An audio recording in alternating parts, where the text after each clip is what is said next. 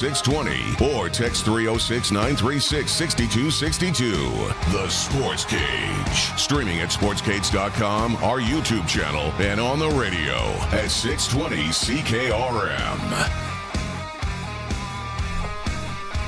Good afternoon. Friday afternoon, a beautiful day. The Sports Cage live from CKRM's studios in downtown Regina.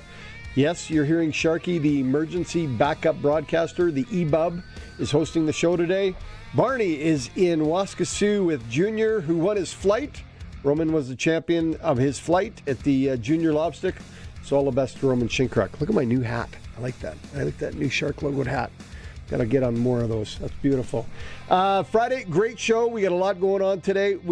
Sponsor is unknown at this time. Is that correct, Wilson? Sask Today. Sask Today is the sponsor? Yeah, for today. For today. Okay, so for Friday's show, it's going to be Sask Today. Usually on Friday, Farhan Lalji jumps on. He will join us in the first hour. Obviously going to talk about Sunday's game in BC between the Riders and the BC Lions. Also, Farhan's been traveling the NFL training camps and some of the preseason that's going on. He'll bring us an update on his tours around there. As usual, on Friday or before a Rider game, we have Taco Time hot takes. So tell us your hot take. What do you think is going to be the hot take for Sunday's Rider game? Colson, how do you decide the winner of the hot take? Either the best one or at random. So you don't wait till next week to give it out. No. You give it out Friday. I decide today. So if you have the best hot take, regardless of what it is, I might give it to you. If there's no clear winner, I spin a wheel. All right. So it doesn't have to be anything that could actually happen, is what you're telling us. Exactly. Okay. Bring us some Mexi fries. Yeah. Does that help tilt the scale? I could go for some Mexi fries. If you notice that charming voice beside me, Mr. Dan Crofts of Croft Electric is joining us today. He's got all his wisdom and worldly knowledge that he will support us with. Earlier, we were having a discussion about changing an outlet, so there could be a full tutorial before the show's over today. Hour 2, Giulio Caravatta, the voice, or the, what are we going to call it? Color analyst for the BC Lions? There you go. There we go. Color analyst for the BC Lions will join us. We'll have Clutch Performer, as always. We got a NASCAR report with something special in it today because something cool is happening in NASCAR that involves Canada. Hour 3, of course, Luc Mullinder will join in. Luke will have all the insight we need on the Riders and what's going on Sunday. The sprinkle of the day, continuing with hot takes. And we've got, of course, got lots of Rider audio from Dave. Crofty, welcome. Thanks for joining me today. No problem. So if you're the EBUB, what am I, the EBUB bub? Yeah. EBUB bud? You're the EBUB. EBUB bud. Yeah. You're the backup. You're the Zamboni driver. You're the Zamboni driver. Exactly. So let's start off. What's your hot take? What do you got for taco time? Well, I just want the Mexi fries. Yeah, I'm not gonna lie. I mean, have you had them lately? I haven't. They're good. I'm a liter short of Mexi fries. Yeah, the Mexi fries are good. Hot take. You're prepared. I didn't prepare for that. You didn't prepare? Give me a minute. Let's. You go first. Well, I do have a hot take, and I think based on the way these two teams have played over the course of the season and where they're at, this game's going to be won on a final play. I agree, and I think it's kind of a quarterback showdown, if you will. You got the youth of Rourke and explosive energy, and you got the accuracy and the wily vet of Harris. If we can protect them, hopefully we got a couple of old linemen back, which I think there's a possibility we're going to talk about that. So I think that's the key to the take. That'd be my hot take. It's quarterback against quarterback. And the different strengths of each quarterback will and could shine. I love that analysis. I do. That's fantastic. Although I do think a kicker is going to win this game on the last play. Agreed. But I mean, the kicker needs the quarterback to get him down the field. So we need your Taco Time hot takes. So text those in. Where's that text line number? There it is. 306-936-6262. Send your hot takes in, and Colson will be the judge of what's really a good hot take and what's not. So whatever you've got, send it in through us, and we'll go from there. Last night, if you missed it, the Ottawa Red Blacks, man, are they bad. 46-60. They're so bad, they can't even hold the ball for a kick. I just was going to say, how does that happen? Oh, my God. How does that happen? That was terrible. And, yeah. Dumpster fire isn't even... I think they're past that. That's too kind. Yeah. I don't even know... and I feel bad for some of the guys there, especially like Jake Mayer and some of the other guys that left Riderville to go there and are now experiencing this. I don't even know what is the next move. Like if you're a coach of an 0-10 team, how do you walk into that room and go, "We're still in this, boys," right? Like how do you fix that? I saw him even say, "Well, we're still still can make the playoffs." He made a comment when he was getting interviewed, didn't he? I don't know. I guess if they win out, they can't. Mathematically, yes, he could. They fired their D coach already, right? Yeah. Which I don't think D was 100% their problem. And well, I mean, it's half the problem. Yeah. But, and I do agree with you. Mayer is doing like he had flashes of brilliance against us. Yeah. He had a good game. I can't remember the numbers, but so it's not. Can't 100% blame him. But then at the same time, like when they're constantly revolving door players and coaches and everything, how do they start on a foundation to build anything? Like you almost have to tear it back down. And I don't disagree with you. I think they've done offenses okay. I'm not going to call them epic, but they're okay in Ottawa. They can move the ball, although they didn't have much luck against Montreal last night. But their defense has just been terrible, absolutely terrible. I think the craziest part about the Ottawa-Montreal game is Ottawa was almost up like 17-0 if a few plays went right. Because there was that missed field goal that got brought all the way back, so that would have put them to 10 because they were up 7-0 initially. And then they threw an interception into the end zone. Yes. So they were almost up 17-0 or 17-7, which you're kind of like, hey, there's something here. They need a break. They need a bounce. Well, and if you think back to our game, we were close to going in tied at the half. Yeah. Like that's kind of like exactly what you're saying. Like a one play one way or the other, and they have a different look going into the half of both. So yeah, we've had a few people say on the show that they're just not mentally tough. When things start going wrong, it just starts compounding, and then their shoulders sag, and they're like, "Oh, here we go again. We can't do it." When you're losing 9 games in a row, the mental toughness is hard to find. It is a challenge, and it's 10 now. Yes, and again, they have nothing to build on, right? They have no. I don't think they really have a foundation of strength to start building on, like one piece of the game that is working for them, working really well. They can then go, okay, here we go. We're solid over here. Let's start building over here, and you can kind of start building off that. Let's flip the coin on that game, Montreal. I mean, they should have. They're a team that should beat a team like Ottawa, but man, they looked sharp last night. They looked really, really good on all phases of the ball. Yeah. It'll be fun coming down the stretch. Well, we had the talk earlier coming in here. Davis Alexander and Philpott, they might have first place wrapped up by the time they show up here in October. Yeah, they both might be sitting. They might be sitting. Other than Philpott wanted to break a bunch more records. Yeah. It'll be interesting to see how that finishes out for Montreal.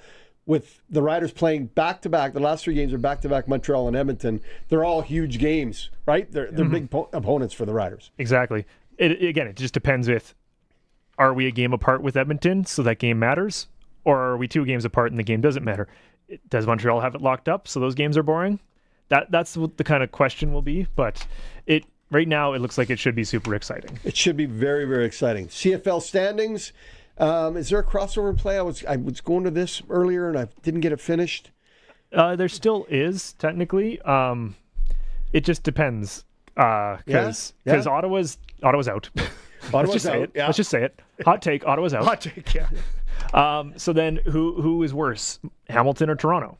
Because Toronto can't keep the ball in their offense's hands, but they can win some games. Yep. Hamilton has surprised some people, but Bo Levi is out for the season. You can't think they're going to do that quarterback carousel they got going on now and be deep in the playoffs. No, right? They'll find someone down the stretch who is acceptable, wins them some games, but is that good enough? But I don't think third in the West is wide open. It's wide open between Winnipeg, BC, and Calgary. I don't know about any Winnipeg. Of them have the leg up on the other. I don't know about Winnipeg. Right now they're entrenched in third. They are, but they keep shooting themselves in the foot. Like they've beaten Ottawa by like the skin of their teeth, and that's Ottawa. Yeah. Calgary can't win unless they score 40 points on offense. Yeah, but they can score 40 points. Well, they've only done it in 4 games. Yeah, but they've won those 4. All right. We're gonna I'm end just up in saying. the parking lot, Colson. I can see where this is going right now. Text me if you'd like to bet on that match. Sprinkle, Anyway, I mean. the standings are still in play. Obviously, the Riders of Edmonton 1 and 2 in the West, and Montreal running away with things in the East. Again, we want your Taco Time hot takes. We'll accept all texts at 306-936-6262 on the Prairie Land text line. Please send us all your information. Let us know what's going on. Oh, don't write a novel. I'm unable to read novels. You can't oh my read. God. Yeah. Okay. Alex Hale will throw a touchdown on a botched game-winning field goal attempt after a bad snap. That's possible. It's very possible. Yeah. Colson doesn't give me the text line to see all the time, so if you're wondering why I'm not reading it, he's hiding it from me. Coming up at 3:15, or very shortly, we will have Farhan Lalji joining us, and we'll get all the news of the BC Lions as well as his stuff on the NFL camps. Are we going to go to break? There we go. We got the break symbol. Colson has said, take a break. And when we come back, Farhan Lalji will join us. This is Sportscage on 620 CKRM. Listen weekdays at noon for Saskatchewan Today on CKRM with your host, Ryan Young, offering the most extensive agricultural news coverage with precision weather meteorologists in an industry that moves fast. Stay updated with the latest, most reliable information in ag news, crisis and trends, all in one place. Available anytime at SaskAgToday.com. Saskatchewan Today, your trusted source for all things agriculture. Sponsored by Affinity Credit Union on 620 CKRM. At Redhead Equipment, come check out our lineup of Platinum Super B grain trailers and Triaxle hopper trailers. These Platinum grain trailers are the most durable, most configurable, and the highest revenue trailers on the market, with excellent standard features and fully customizable options. Got some grain to haul? We're here to do whatever it takes. Check out our lineup of Platinum gray trailers today at your local Redhead Equipment. Redhead Equipment, making tracks since 1948. Have you seen the patio at Pump Jack's Cathedral? Seen it? I've practically moved in. Do they at least charge you rent? Only if I stop ordering food.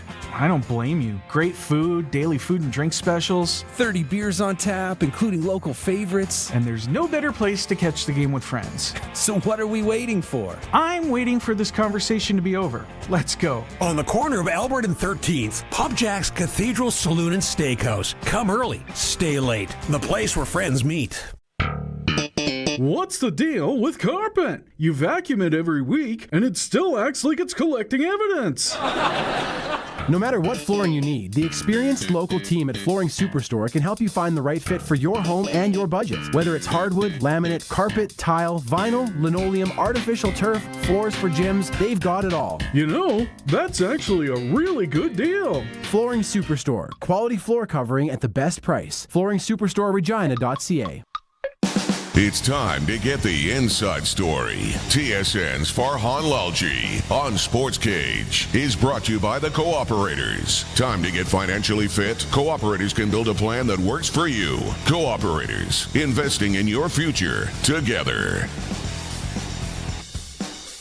Joining us on the Western Pizza guest hotline from his car.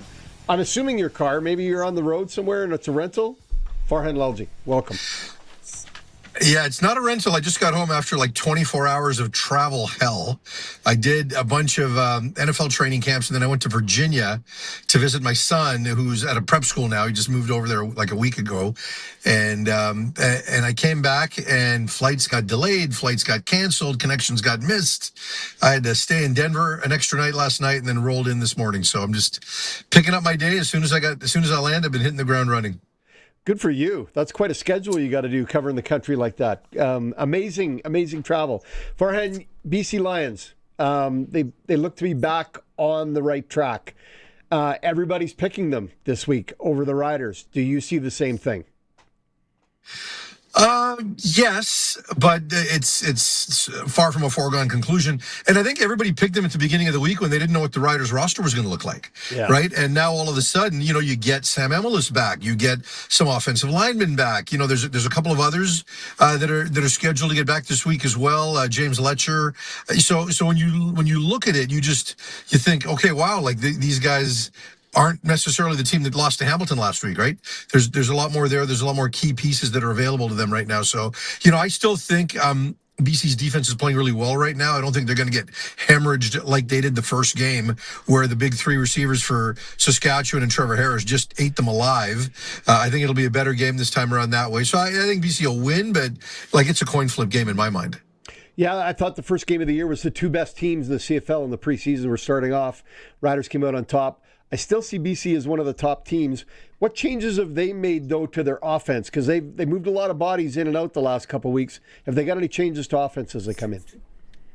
Well, I think the changes haven't really been on offense. I think they've just slowly gotten healthier on offense, right? Because when you look at those first couple of games, right? I mean, they just lost everybody, right? Javon Catoy got hurt. McKinnis, Hatcher, everybody was dealing with something at various points there. So they put a bunch of guys on 6-game, right after that game, and then eventually now they're slowly getting everybody back. They're still missing a couple of pieces up front, but I think those guys are on the way as well. So, that's been the biggest thing, that side of the ball. But I think defensively is kind of where they've made their biggest improvements, because when you look at those first 2 games, Trevor Harris and Bo Levi Mitchell, they faced them in back-to-back weeks to open the season and just got destroyed, right? So they haven't faced quarterbacks of that caliber since, but then also they've made some improvements on the back end. I mean, and a lot of it, quite frankly, has been coaching related, right? In terms of simplifying scheme, putting players in a position to get better. And they've had a lot of rotating casts on that side of the ball, but they've just kind of been able to plug and play because they haven't gotten overly complicated.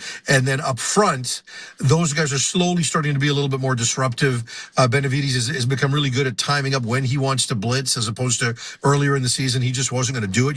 Trevor Harris is a really difficult quarterback to blitz because he gets the ball out of his hands so quickly. He can diagnose hots really quick, right? So we'll see how that plays out. But I just think they've been strategic with their blitzes. They're tackling better in the secondary, and they're simplified in the secondary. And those have been the biggest changes. Now, if their special teams ever caught up, it might be pretty good, but their cover teams and their return teams are abysmal.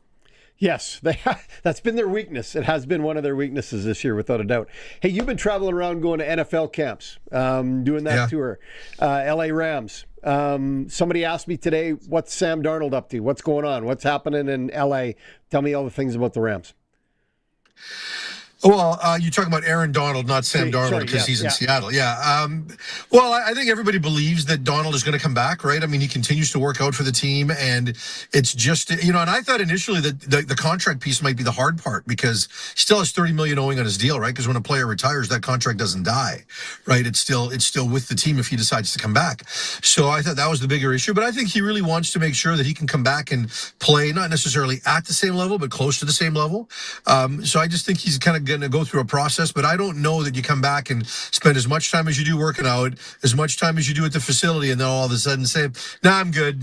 Right? I don't see that happening. So, and I think when you look at Sean McVay, I think the one thing that's really clear is he understands what his veteran players need. Like when we were down there, Matt Stafford was only practicing every second day. Like he didn't have an injury. He's just old, right? So you got to make sure that you let him stay as fresh as you can, right? And then Devontae Adams wasn't practicing that day.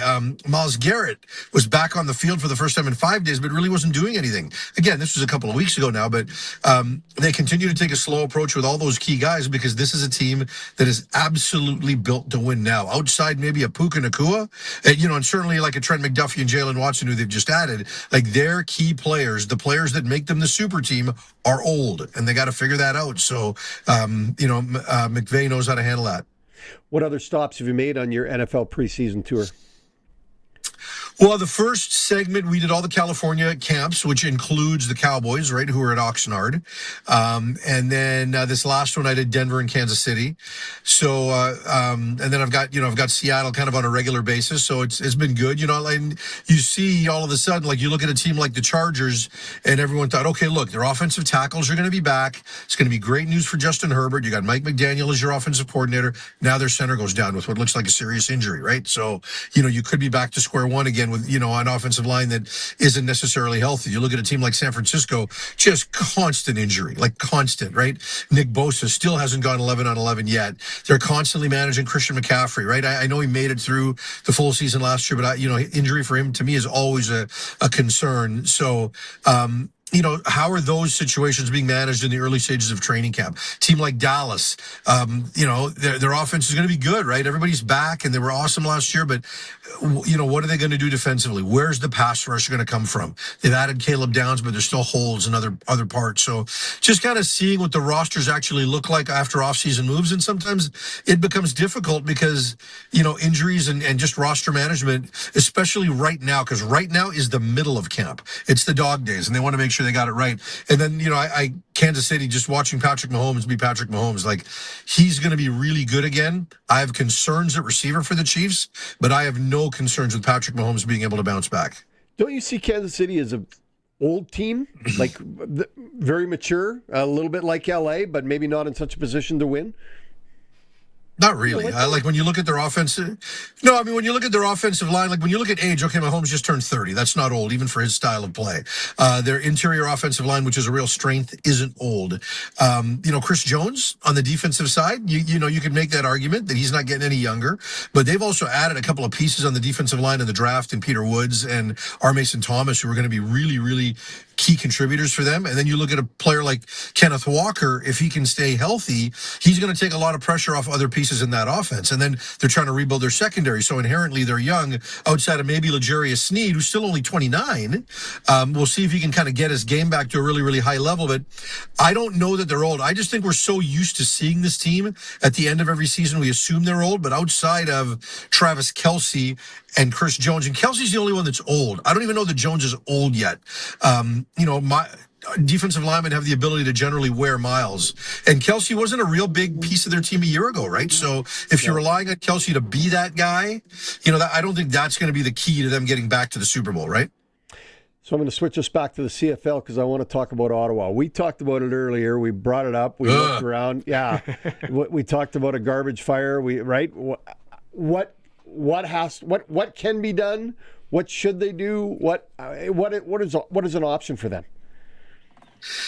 Well, look, I think there's going to be some front office changes in the offseason, and I think, I'm not critical of those people. I think they're good people. I just think that it becomes difficult when you've had kind of one, road playoff game in 5 years and a team that's looked like this. I think eventually it's going to lead to a level of change. That's just kind of the way professional sports work. I think that, it'd be easy to blame Jake Mayer for their problems and say they're really bad at quarterback. And while, he might be the 9th best starting quarterback in the league, you also got huge problems in front of them in terms of offensive line, and they've got huge problems in the secondary. And those are areas that have been constant problems for this team. They've just never been able to solve it. And they've tried, right? Like, you can't be overly critical because they drafted Dante Bull a few years ago, number 1 overall. Most teams would have done that, right? And it just didn't work out. They got Drew Desjardins back. They got Gio Vaccaro in the last draft really high, and, he looks like he may have worked, but overall, they've just never been able to fix it, right? As much as they've tried and thrown money at the problem. And so there's a lot of areas they need to fix. I would take a lesson from Ed Hervey and how he's kind of systematically approached different areas of his team. And, because there's some building to do there. But when you look at this team, like, it's internal and it's cultural as well. Like, they lose. They're losers, right? Like, that's just kind of how it is. And when, I don't like to say that, but when you get, last game, you have that field goal. And in every Ottawa game, there's one moment like that. Like a pick six or just some improbable moment that is ridiculous. And as soon as that moment happens, the game is over. Right? I think it was a tie game when that field goal got messed up in yesterday's game. They lose all their mode. Right? Yeah. Like, you're right here. It's 7-7. You're looking at it and what? Right? The same punter that had that embarrassing moment at the start of the year where he couldn't touch a guy to get him at the sideline and it looked really, really soft and bad, makes that play. And right there, the game was lost. Right? Like, at 14-7, it was over. Because, once they trail, they're just not explosive enough to come back and do some things. They just let it snowball because that's what they are. And when you lose this much, that's what happens. And any one of those players could go to a different team and step into a different culture and win. But collectively, they lose. That's what they do. So has Dinwiddie lost the locker room then? Is he kind of No, honestly, Dan, I don't think so, because when you look at the late stages of that game, they were still fighting. Right? Like, they caused a turnover late when it looked like Montreal was going to get a 50 burger. There are moments where they're still trying. They're just incredibly limited. right? And so I don't know that he's lost the room where they think the coach sucks. This guy's a 2-time Grey Cup winner, right? Like if there's one guy that's safe in Ottawa, it's Ryan Dinwiddie. He's not going anywhere. I mean, Mark Gowdy has said as much, right? He's got proof of concept. So the players know that we can't quit on this guy and get fired. Like if you quit on this guy, he'll cut you, which he's shown, right? Like they've gotten rid of guys, including Gino Lewis and others. Like, so they have no problem because I think they understand the culture problems in that room run deep. So the players can't win by quitting. Right. You brought up Gino Lewis. He's gone silent. Where is he going to land, or is he going to land, or what's going to happen to him? Well, Gino's going to need an injury to land at this point in the season, right? And then next year, if he lands, I mean, and he's a good player, but he's not going to be able to make the type of money that he's been used to making, right? So I still think there's a market for Gino, but right now, I just don't see it happening unless a team loses a key piece, an X, like a specific X, not a slot, for the season. Would you try to disrupt your roster by bringing in a guy like Gino Lewis? But again, that's not a criticism of the player. It's just where we're at this point in the season, right? I certainly wouldn't blame Gino Lewis for the problems in Ottawa, but they obviously felt they needed him to make some changes, and he was part of it. Feel bad for him because he's a good player. Should be playing on somebody's team and has the ability to contribute. He should. So, yeah. And he may yet, right? Like we're halfway through the season. Like it doesn't take much to get a guy like that in. You just know it's not going to be Edmonton. Like that's not going to happen. It's not going to be Edmonton. No, you're 100% right. You're 100% right. He may feel the need at some point to play for less. You got a lot of money up front, right? So he may feel the need to say, okay, well, like I just want to rebuild my value for next year, and you might be able to get him with a month left in the season. Yeah. So as we wrap this up today, and we didn't talk about him, and I think it's going to be a long season in Vancouver. We look forward to hearing how the Canucks are doing and what epic changes are going on in that organization that maybe they can get on closer to 500 next year. Boy, I hope not. I hope they're horrible again so they can get another high draft pick, right? Because that's really what they need.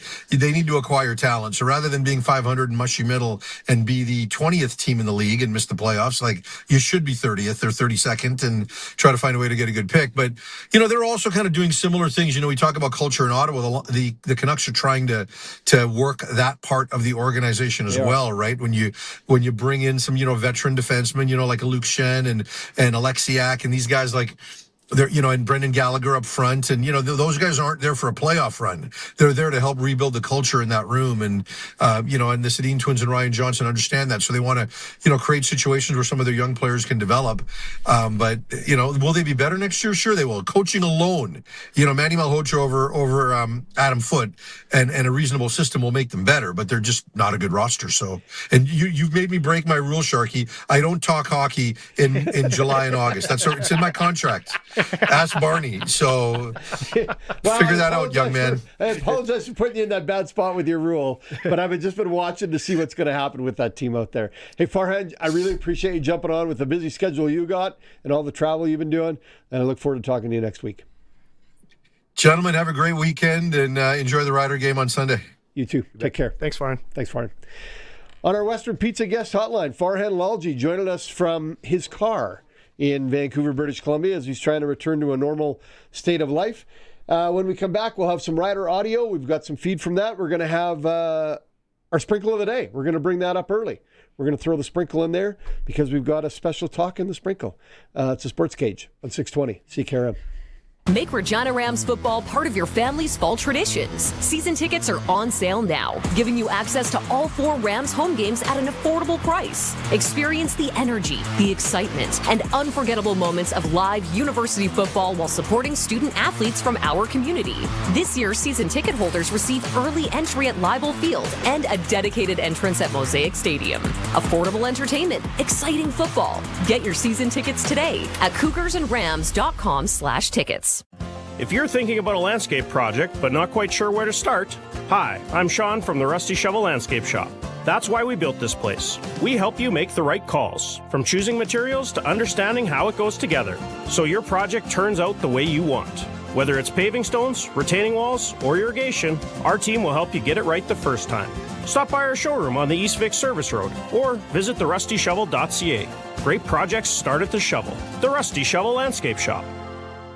Winter in Saskatchewan tests everything, our patience, vehicles, and sometimes our bumpers. From icy parking lot dings to serious highway mishaps, choosing local matters. At Regina Motor Products Collision Center, we're Saskatchewan owned, run, and we drive these roads too. An SGI accredited full-service collision center working on all makes and models. Submit your SGI claim and book your appraisal. It's easy. When you need repairs you can trust, it's neighbors helping neighbors. Regina Motor Products Collision Center, south at Highways 1 and 6 Albert Street, rmpchevrolet.com. Make this the summer you finally hit the road. During the Summer Getaway Sale, August 1st through 31st, get a $1,500 Summer Getaway credit on all remaining new 2026 units. Shop a large selection of quality used trailers. Choose from a wide variety of floor plans. Or check out new 2027 travel trailers starting at just $25,400 or $109 bi-weekly. Trades are welcome. Start making summer memories today. Affordable Trailer Sales, Highway 1 West, South Service Road. AffordableTrailerSales.ca.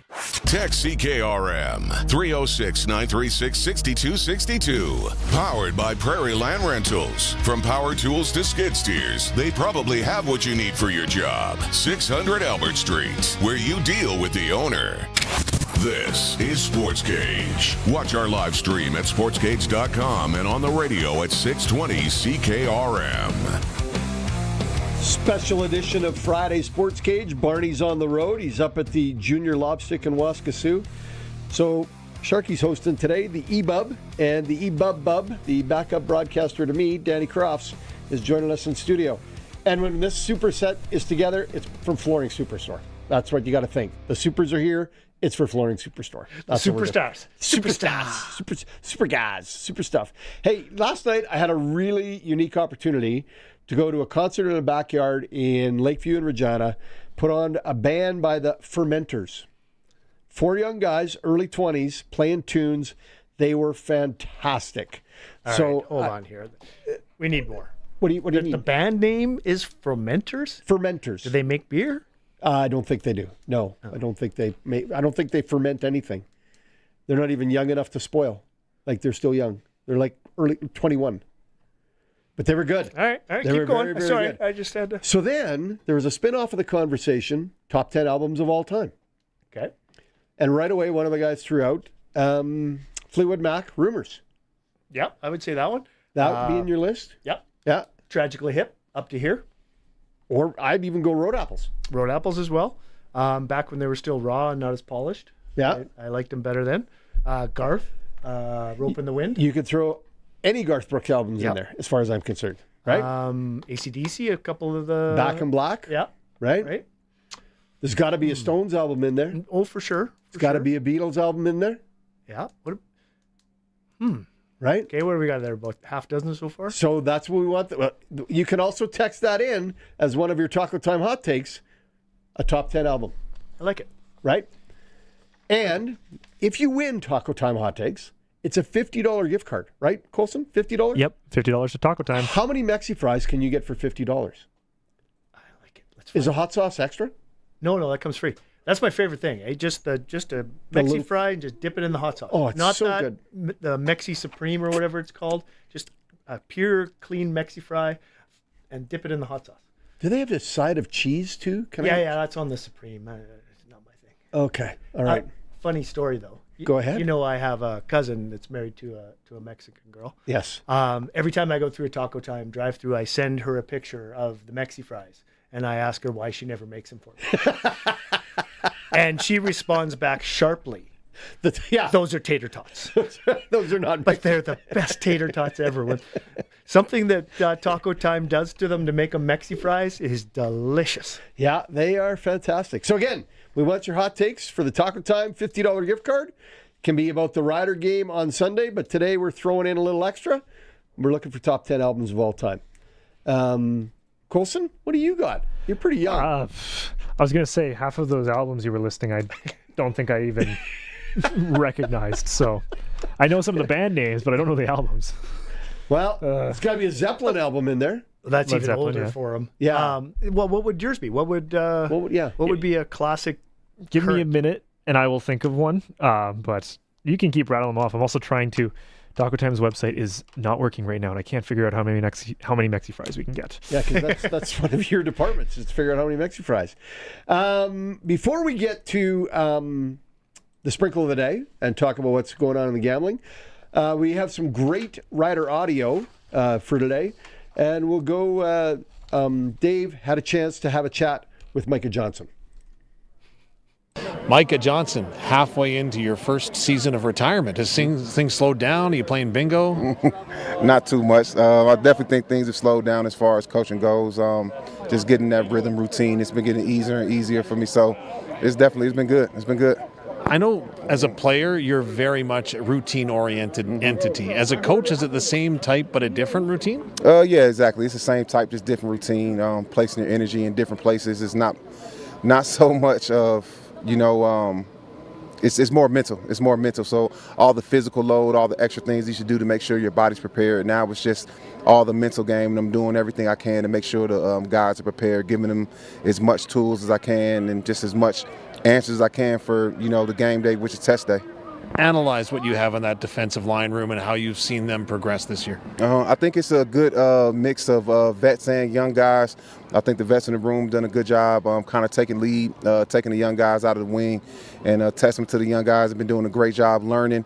Everybody comes to work with a great attitude. It's been awesome, and I think it's cool too because we have a mixed bag of players. A lot of guys have different specialties. We have guys with different sizes, different strengths. So for me, it's just about, finding guys' strengths and just trying to grow on them as much as I can so they can just be better players on game day. How does your coaching style have to change? For example, you've got, let's say, James Vaughter, who's got a number of games under his belt, to somebody like Derek Roberson, who's just joining the league. Honestly, for me, and I mean, the guys respect it. I don't think it really changed for player. Like, I'm a coach regardless, and I'm a coach a player regardless, and they respect that. Where I identified that when camp came, and I told them what my job is, and it's to push guys and make guys better. So versus be James or just like you said, Derek, a first-year guy, I think it's my job to coach him the same and talk to him the same. So everybody gets that. Against BC, they've had a running game that has been very dynamic the last 3 to 4 weeks. Your group will be tested. How do you make sure they're prepared? Is it the back that you're preparing for or the scheme you're preparing for? Sometimes it comes into a combination of both, but mainly it's scheme, right? And it's just identifying the different personnels, what the offense is trying to do, where they're trying to attack, how these runs are hitting, are they staying front side, back side. So all those type of things is, what I'm taking the time to analyze throughout the week so I can just bring it to the guys. So for us, it's definitely more scheme oriented, and just when you have they have a stable of running backs now, if you're talking Horvath as well as Butler. So for us, it's definitely more scheme oriented and guys just being where they need to be and doing their job. That's really the main thing that pops up in the run game is just guys wind up doing too much and lose gaps and different things like that. So discipline ball usually kills most run games.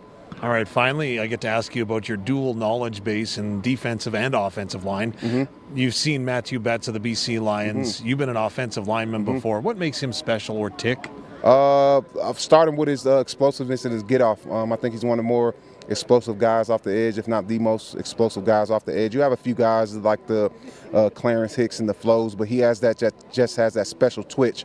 So for him, it's just trying to disrupt him as much as you can. A lot of offenses go, they'll chip, you'll bring tight ends, different things, sub action, just kind of to throw him off kilter. But you got to have, because if he's a guy that could just pin his ears back and rush on the edge, it's going to be problems pretty much for any tackle, just but off his explosive nature. So first thing that pops out for me is just his get off and how fast and intense he's moving and rushing. Better watch out, offensive lineman. That was pretty good. Micah, thanks so much for doing this. No problem. Awesome. Anytime. That was a great convo. Micah Johnson. And I kept holding my button. My bad. There we go. Want to hear it again? All right. Yeah. Maxi Fry update. Yes. So I have 2 answers for you. The short answer is 8. You can get 8 orders of Mexi Fries. For $50? For $50. The question 8 orders. Yeah, okay. Yeah. The question is, because there's large and regular. So if you do 8 orders of large Mexi Fries, it comes out to $50.32. So you got to bring a little bit of change. I'll pitch in the 32. Okay. Yeah. So if you're just using your gift card, you drop one of the large orders to a regular, it's $48. There you go. Okay, there you go. I like it. That's enough. Information on the Sportscage. Yeah, valuable information on the Sportscage. Hey, let's go to Sprinkle of the Day. I don't have an intro for that. We just bring it up. We had a special intro. I thought there was a big start. Yeah. No. Okay. I can give you a cha-ching, but that's about it. All right, let's bring it up on the screen. What does Sports Select got for us? Oh, we're going to look at NASCAR. All right, I like it. Ooh. This is futures on the Cup Series champion. All right, let's open that up. Let's see what we got there. You're looking for the winner, right? Yes. Okay. No, that's just the winner for Sunday, August 23rd. Yeah, that's a Dollar Tree. Click the top one. The top one. Oh, the whole thing. Yeah, My bad. Yeah, Hamlin, a 2-1. Yeah, Blaney, Tyler Reddick.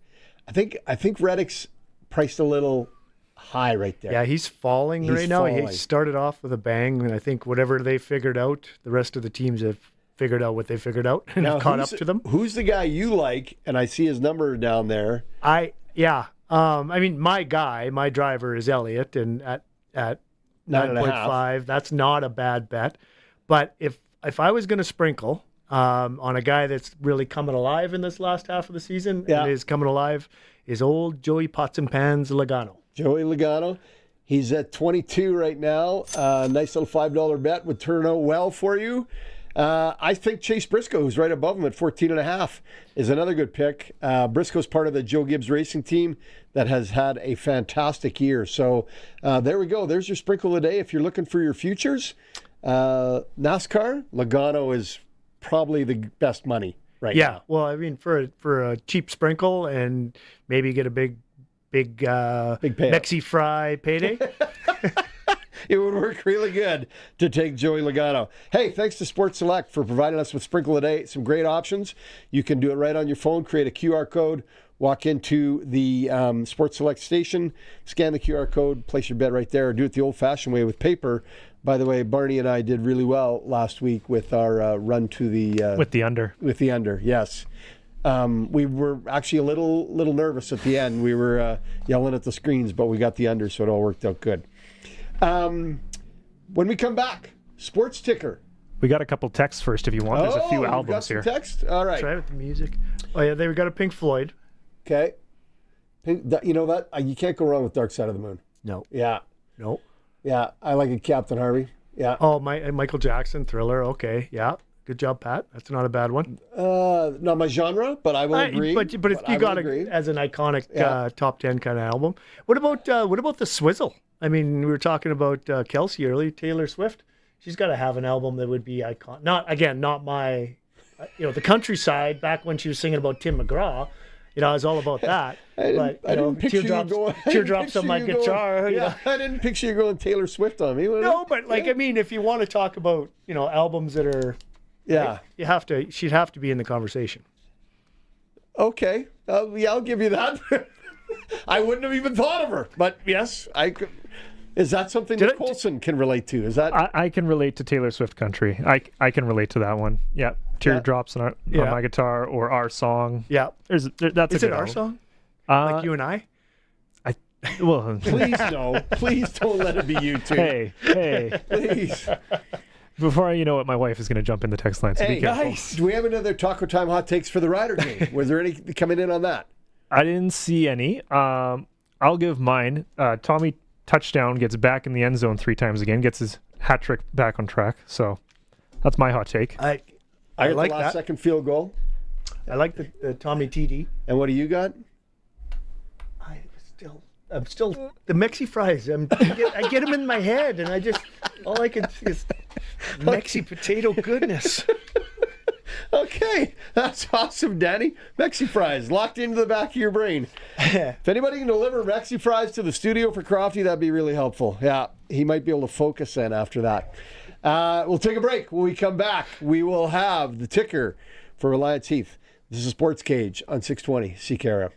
The Roughriders season is here, and the biggest 50-50 in Saskatchewan is back. Last year's 50-50 raised over $3.3 million for amateur football in Saskatchewan, and we couldn't do it without you. Thank you, Rider Nation. This year, we have bigger loyalty and early bird prizes than ever before, not to mention those life-changing 50-50 jackpots. See all of the prizes and buy your tickets today at riders5050.ca, and never miss a chance to win when you sign up for the 50-50 Club. Riders 50-50 is presented by ISC. Lottery license LR260010. Great coaches make great calls. And at home, you're in control of the game. Add SaskTel TV to your lineup and enjoy popular channels, including sports in stunning 4K for as low as $40 a month. So, what do you say, Coach? Ready to add in the difference maker? Visit SaskTel.com/make the call to learn more. Conditions apply. Play of the game? Touchdown! More like the game to play. The new Saskatchewan Roughriders Scratch and Win ticket. It's your chance to win 10 years of Rider season tickets, a premium suite for the home opener and the Labor Day Classic, and tons of Rider swag. Plus, 2 chances to win $75,000. Tickets available at your favorite lottery retailers. Proudly brought to you by Sask Lotteries, supporting sport, culture, and recreation across the province. Please play responsibly.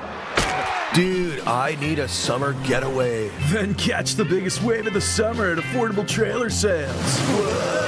From August 1st through 31st, score a $1,500 summer getaway sale credit on all remaining new 2026 units. Plus, a huge selection of used trailers, tons of floor plans, and new 2027 travel trailers starting at just $25,400 or only $109 bi-weekly. Trades are welcome. Start making summer memories today. Affordable Trailer Sales, Highway 1 West, South Service Road, affordabletrailersales.ca. It's time for the Sports Ticker, brought to you by Reliance Heath Water Heater Rentals. Rent a water heater and water softener starting at about $1.20 a day and get $400 when you switch to Reliance Heath. Sports Ticker, what's going on tonight? Winnipeg is in Edmonton to take on the Elks. Big game for the Riders watching that, as they need the Elks to lose so the Riders can stay in that battle for first place. Jays are at the Yankees at 5:05. Jays have got themselves back in the playoff mix. Are they actually in today? They might be really close. They might just be behind. Half game back? Yeah, here, let me pull that up real quick. Keep your ticker going. Keep going? All right. This weekend on the 23rd, Thunder hosts the Winnipeg Rifles. Thunder are 2-0. Rifles are 0-2. Thunder are off to a great start. Looking to expand on that, and I believe that game is at Leibel Field. Sunday afternoon. Thunder's game? I'll check that in a second. Blue Jays are a half game back. Rangers and Twins right now are tied for the last spot. There we go. The Twins have the edge in the series, it looks like. So there you go. There's your sports ticker for Reliance Heath. Rent a water heater and a water softener for about $1.20 a day and get $400 back when you switch to Reliance Heath. All right, we're still looking for our Taco Time hot takes, and we're accepting hot takes on greatest album of all time. I thought it was top 10. There'll be a top 10 before we're done. Like greatest, that puts way more pressure on it. Greatest ever? The greatest, like you're trapped on an island and you got one album. Ooh, that's different. Well, same idea, right? Nickelback? Yeah, we didn't even talk about Nickelback. Yeah. I was thinking of those, what were those 80s the song when you used to put them out? The KTEL Records Hot 100. Take that one. Take one of those. At least then you get some mix. Yeah. You get a little change over the course of time. The video hits top 100 from 91. So the Thunder are hosting the Rifles, by the way. Yes. Yeah. Yeah. I got that part right. Yep. Yeah. Okay. Riders going into BC on Sunday. I don't want to say they played bad against Hamilton. I would instead say Hamilton's defense played really, really well, right? Mm-hmm. Would you agree with that? Yep. I think that was the difference in that game was Hamilton's defense, not so much the Riders' mistakes, but how well Hamilton's defense played. And, I mean, they got some takeaways. They got a couple lucky bounces. They got some plays, but they got those because they're in the right place at the right time. Well, and, I mean, we're missing some key points that or key pieces, I shouldn't say points. When we don't have a good run game right now, you can't. Both aspects of the offensive side are running on. We're missing some key people. Yeah. There's no doubt about it. Getting Nemelis back and Quali Connolly. We believe Connolly's going to be good to go. I've been told 95% chance he's starting. Yeah, I would think that would be closer to 99 by game day. I thought Connolly's been really good. I thought in the games he's been in, he's been a dynamic piece. He has, and that's what I'm saying. They get those where they're scared of both the run and the throw, the long ball. The different spread out the defense a little bit helps Harris, gives him more time. Get his O-line, get a couple pieces back on the O-line, give him that high. And he doesn't need a lot of time to get rid of the ball. No, but he does need a little bit of time. So I know we're excited for Conley to come back. I will say though, like start Star Thomas did really well for what he was asked to do. Yeah. And on that Johnny Johnson, the touchdown catch, his first one, Justin Dunk actually pointed it out to us during the broadcast. He laid out a block that completely decleated a linebacker. Like, it was so good. So I'll show you guys here. But if you're not watching the stream, you can come back and watch it later. Look at this block here. Bam. Yeah, he did. Slams the guy. Yeah. Oh, yeah. So, again. No knock on Thomas. Absolutely. No, not at all. Yeah. Did what he was asked. Did a phenomenal job of that. Again, just where they are in the chart, right? Yeah. So it's pro football. Yeah, it's like, this much better kind of thing. You just a couple players that are that much better. Like, again, same thing like you just said, a lot of could the be a salary thing too, you know? Yeah. Yeah. Hey, and why are we having so much trouble with that Hamilton quarterback? When he was in Edmonton, he gave us trouble. Now he's in Hamilton giving us trouble. And I don't call him like a specific style of quarterback. He's like a sandlot quarterback. He's all over the place. Why is this so much trouble for us? Probably exactly that. How do you prepare for him when he just makes up plays on the go? Rolls out, throws a bomb to the end zone. Yeah. Right. You're not usually expecting that. He's like, back when you were playing you're writing on your hand. Okay, I want you to run out towards the tree. You be the bottle cap, you be the broken glass, and you be the round stick. Yeah, this is where you go. I get the feeling of that when we watch him play. That's some of what he's doing out there. And look at this pass. Yeah. And what a catch. Yeah. What a catch. We're watching the Trey Ford DeCarrot Wheatfall from this last weekend, So, give Wheatfall all the credit for that. And Trey Ford, I mean, who rolls out and throws a bomb? Like who? Trey Ford, Doug Flutie. Yeah, those type of guys. Those type of players. Oh, Michael Vick, can't forget him. But I didn't think our defense played terrible against him. No, agreed. And it was just a little, and I mean, there was talk about how they were set, they weren't ready for him. But they have to be ready for everybody, right? Yeah. Professional athletes. But no, I don't think they played terrible. It just was a tick better. Yeah, Hamilton, and I think Hamilton's defense took advantage of more opportunities than ours. So we're going to go face BC Sunday afternoon. A rare Sunday afternoon game in the CFL. Your thoughts on where we are against the Lions? Well, like we were talking earlier, like are the Lions truly back? First of all. Right? They seem to be on their upswing, and we seem to be a little bit on a downward angle. So, but are they truly back? Are they healthy? Are they? Is it just? Is it legit? Yeah. I know everybody's betting on them. Everybody's saying they're going to beat us. We've talked about it. We think it'll be by a field goal or a few points. But are they back?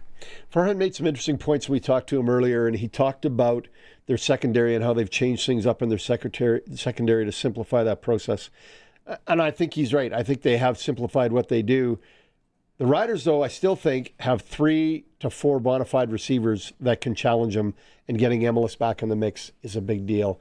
What do you see for Harris for having opportunities on offense? Well, I think the key there is those two O-line back. We need to protect Harris. We need to give him that time.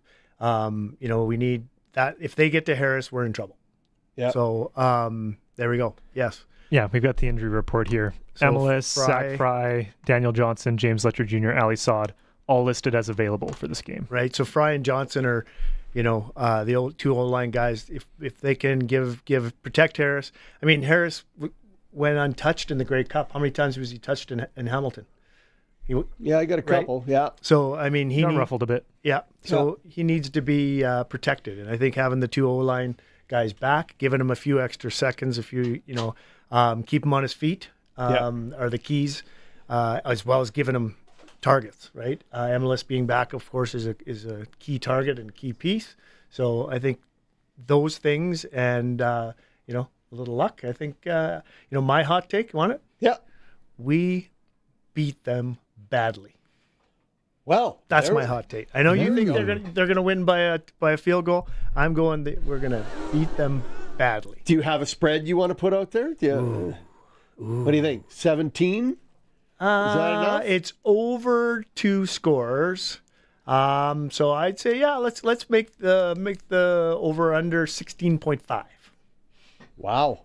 That's a big spread. That's a big spread. Because here, we're going to come into BC. That's a big call. We're going to smash their watermelons. Oh, I got Sports Select right here. They've got the spread at 1.5. Like, it is tight. Those guys, what do they know? So Crofty's not setting the point spread. It's just Sports Select. 61.5 over under. I think that's low. Yeah, I agree. I think that's low. I think we're going to score some points. I think you getting MLS back. I think a few deep bombs. Yeah. Get it back in the game. Yeah, I got a 36-33, something like that, 35-33 final score. I think that's a little low. BC is favored slightly at 220 to 245, but I think your point spread's a little big at 16. Probably why I don't. Yeah, you're not setting the line. Sports not making a living at betting. Thank goodness. Oh my God, that's a big number. When we come back in hour 2, we will be joined by Giulio Caravatta, the the color man for the BC Lions. We'll have some rider audio. We'll get more of your Taco Time hot takes for this game, clutch performer, and the NASCAR report. This is a Sports Cage on 620 CKRM. We are 620 CKRM, a Harvard media station. Streaming online at 620CKRM.com. News is brought to you by Bronco Plumbing and Heating, where professional service is guaranteed. They'll treat you right. Call 781-2090. It's a 4 p.m. Good afternoon. Mainly sunny and 25 degrees in Regina. I'm Will Manzik from the SAS Today newsroom with 620 CKRM News. Saskatchewan's Minister of Community Safety has officially paused plans for a specialized response unit within the new Marshal's service. Mike Uyghur says he and Chief Marshal Rob Cameron were unaware of a recent request for bids on tactical equipment. Uyghur calls the move overly ambitious and says the bid has now been canceled. A specialized response unit, I think, is in the plans for maybe any police service, but very far down the road with respect to the Marshal Service. Uyghur says the current focus must remain on supporting existing police services in the province. Conservative leader Pierre Poilievre has his concerns over potential trade deals with the United States. He says accepting a one-sided 25% tariff on Canadian steel and aluminum would be a bad deal. Poilievre added that Canadian companies would be at a disadvantage if their U.S. competitors face no equivalent tariff. I was at an aluminum company yesterday. They say their competitors on the American side of the border are not paying any kind of tariff. Well, they are. So tell me how the Canadian company is supposed to compete against an American company when only our guy pays the tariff.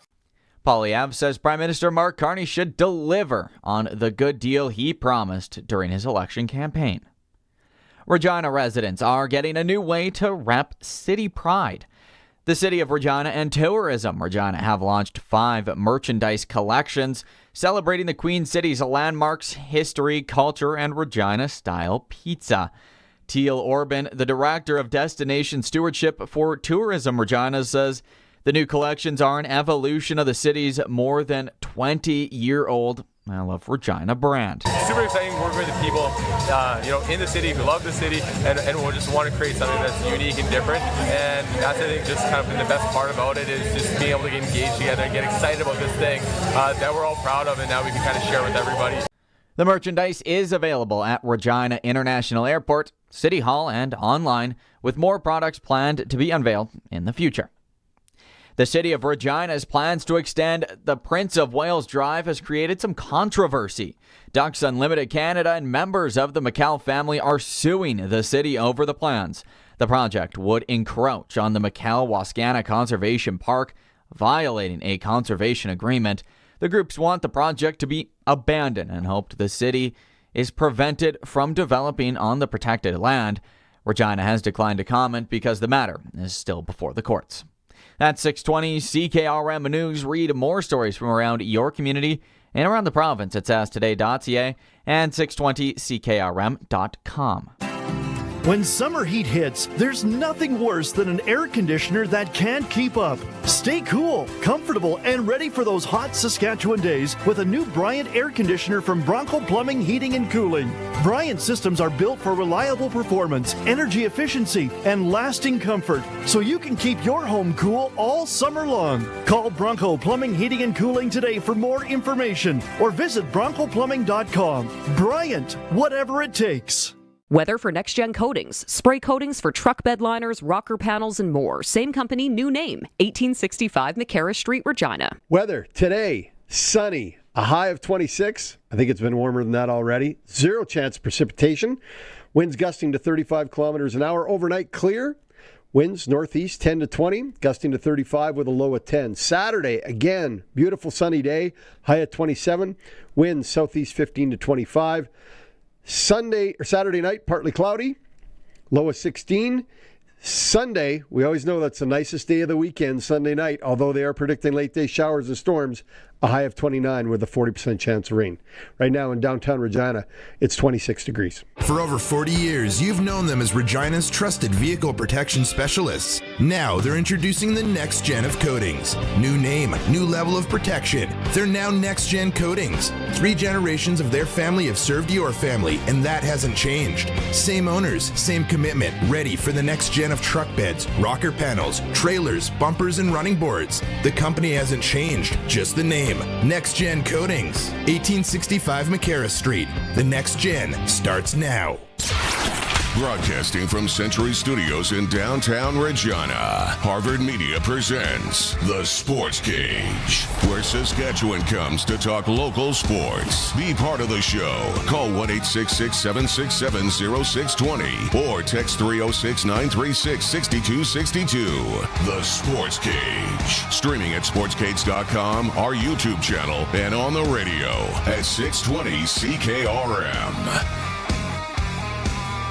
Welcome back. Hour 2 of the Sports Cage, Friday afternoon. If you're wondering where Barney is, he is somewhere between here and Waskesiu with his son Roman. Real question, how many people are wondering that? Somebody might be. Just me, actually. I was really wondering where he was. Somebody might go, who's this guy we're listening to and why is he on there? The emergency backup broadcaster is in. Barney's on his way back from up north with Roman, who is at the Junior Lobstick.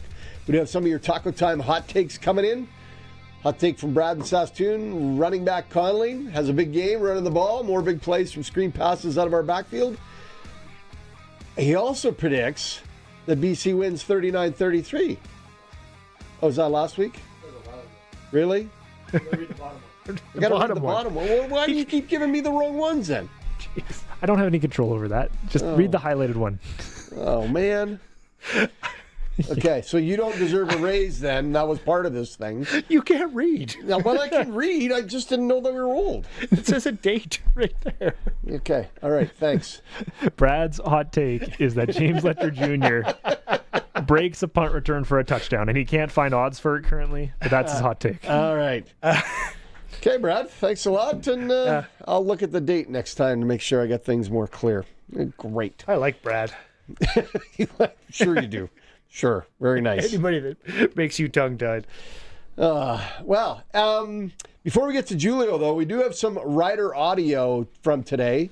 Coach Mace took a few moments, and he has a few comments on Xander Horvath brought to BC. Yeah, I think it's just a breath of juice, kind of. You know what I mean? You don't want to take anything away from James and what he's been to that team, and I'm sure will continue to be for that team. And it just gave him a little bit more juice, I think. And the guys, you could tell they're kind of feeding off of it. So, really good football player, man. Tough challenge. He has been a good addition for him, without a doubt. For sure. Like, that's something we're going to have to pay attention to. No doubt about it. I think whenever somebody can come into their offense and add something like that, it's something we got to pay attention to. What did Coach Mace see in BC after their 3 straight wins?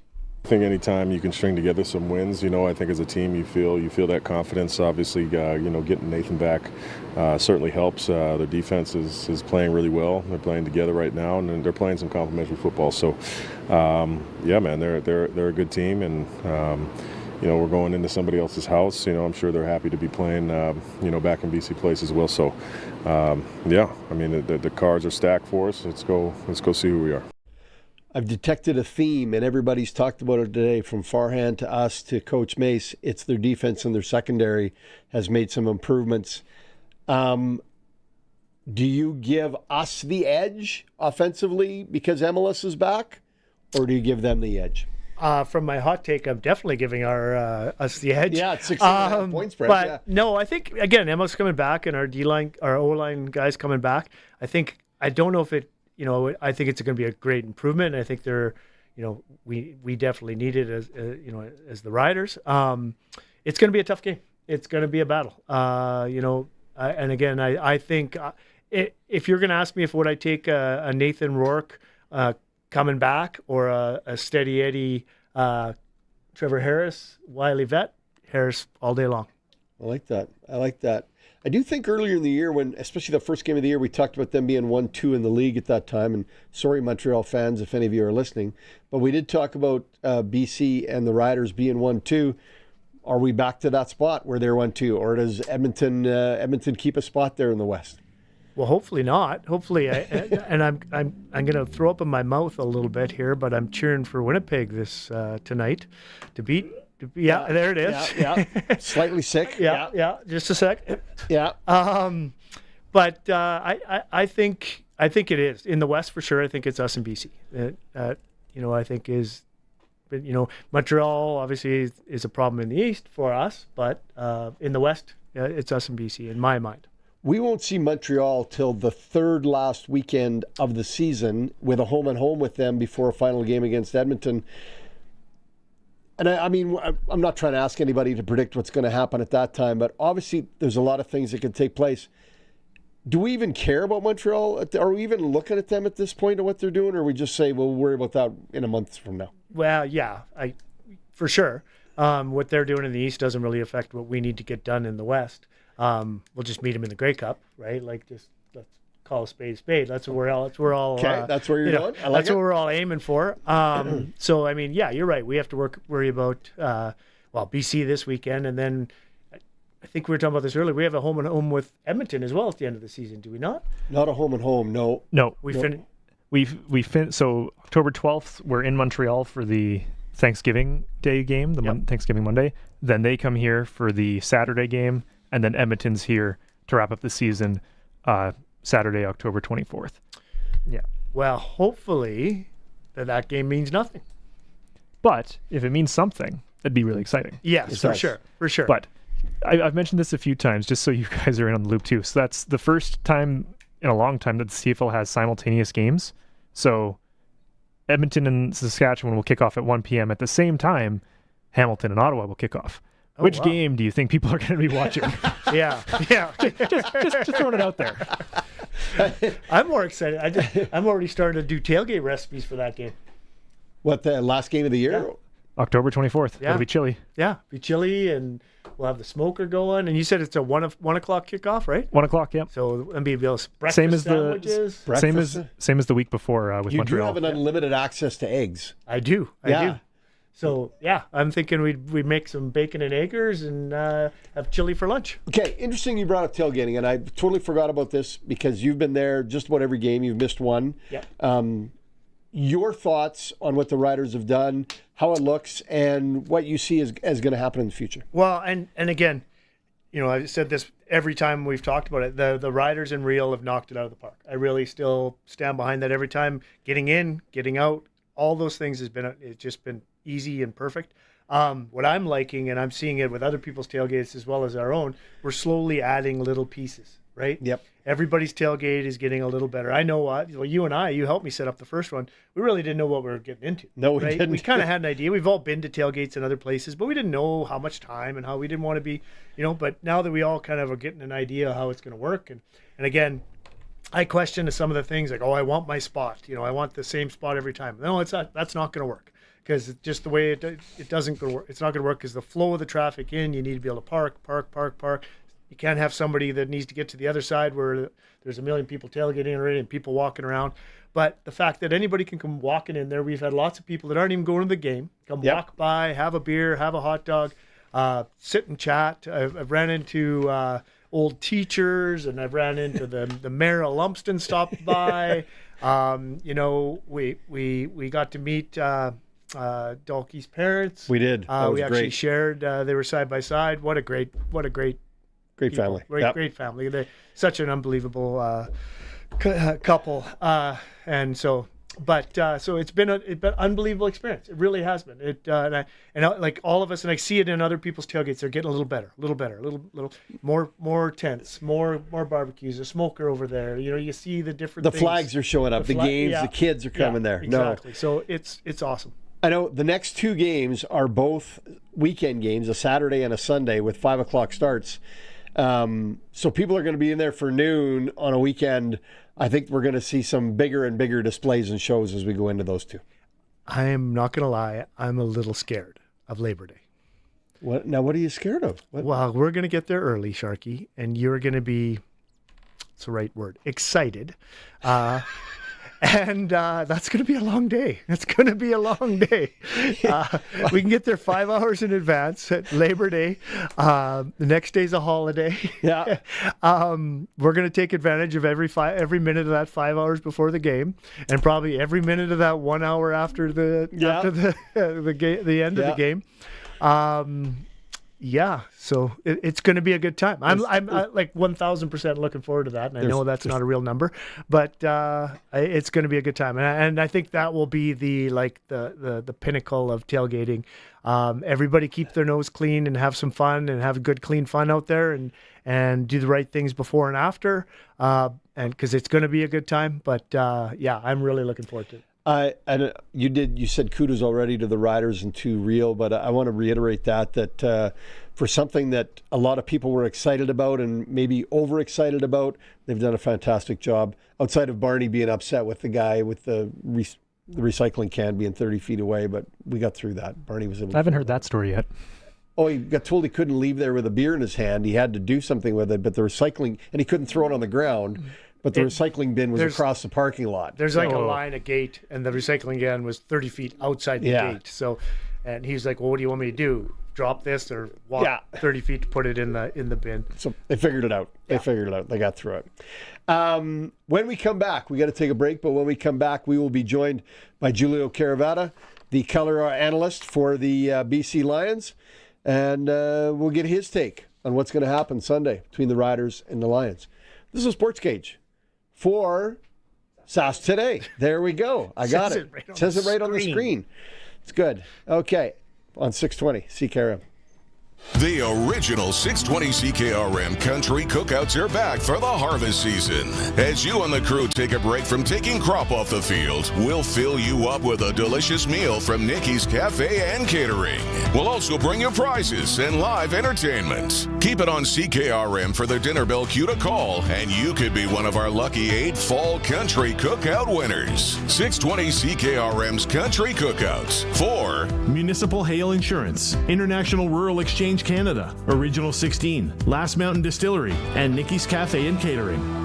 The Roughriders season is here, and the biggest 50-50 in Saskatchewan is back. Last year's 50-50 raised over $3.3 million for amateur football in Saskatchewan, and we couldn't do it without you. Thank you, Rider Nation. This year, we have bigger loyalty and early bird prizes than ever before, not to mention those life-changing 50-50 jackpots. See all of the prizes and buy your tickets today at riders5050.ca, and never miss a chance to win when you sign up for the 50-50 Club. Riders 50-50 is presented by ISC. Lottery license LR260010.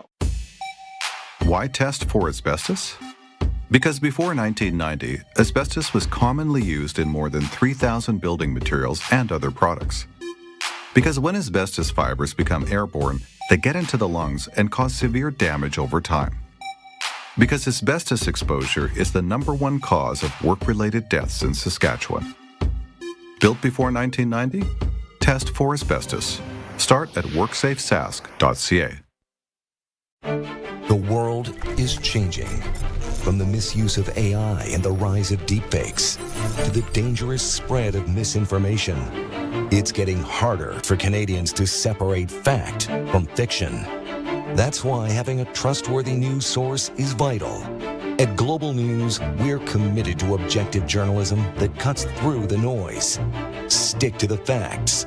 Global News, Canada's trusted news. Sportscage continues. You can watch our live stream at sportscage.com, on our YouTube channel, and always on the radio. Saskatchewan's voice for local sports. 620 CKRM.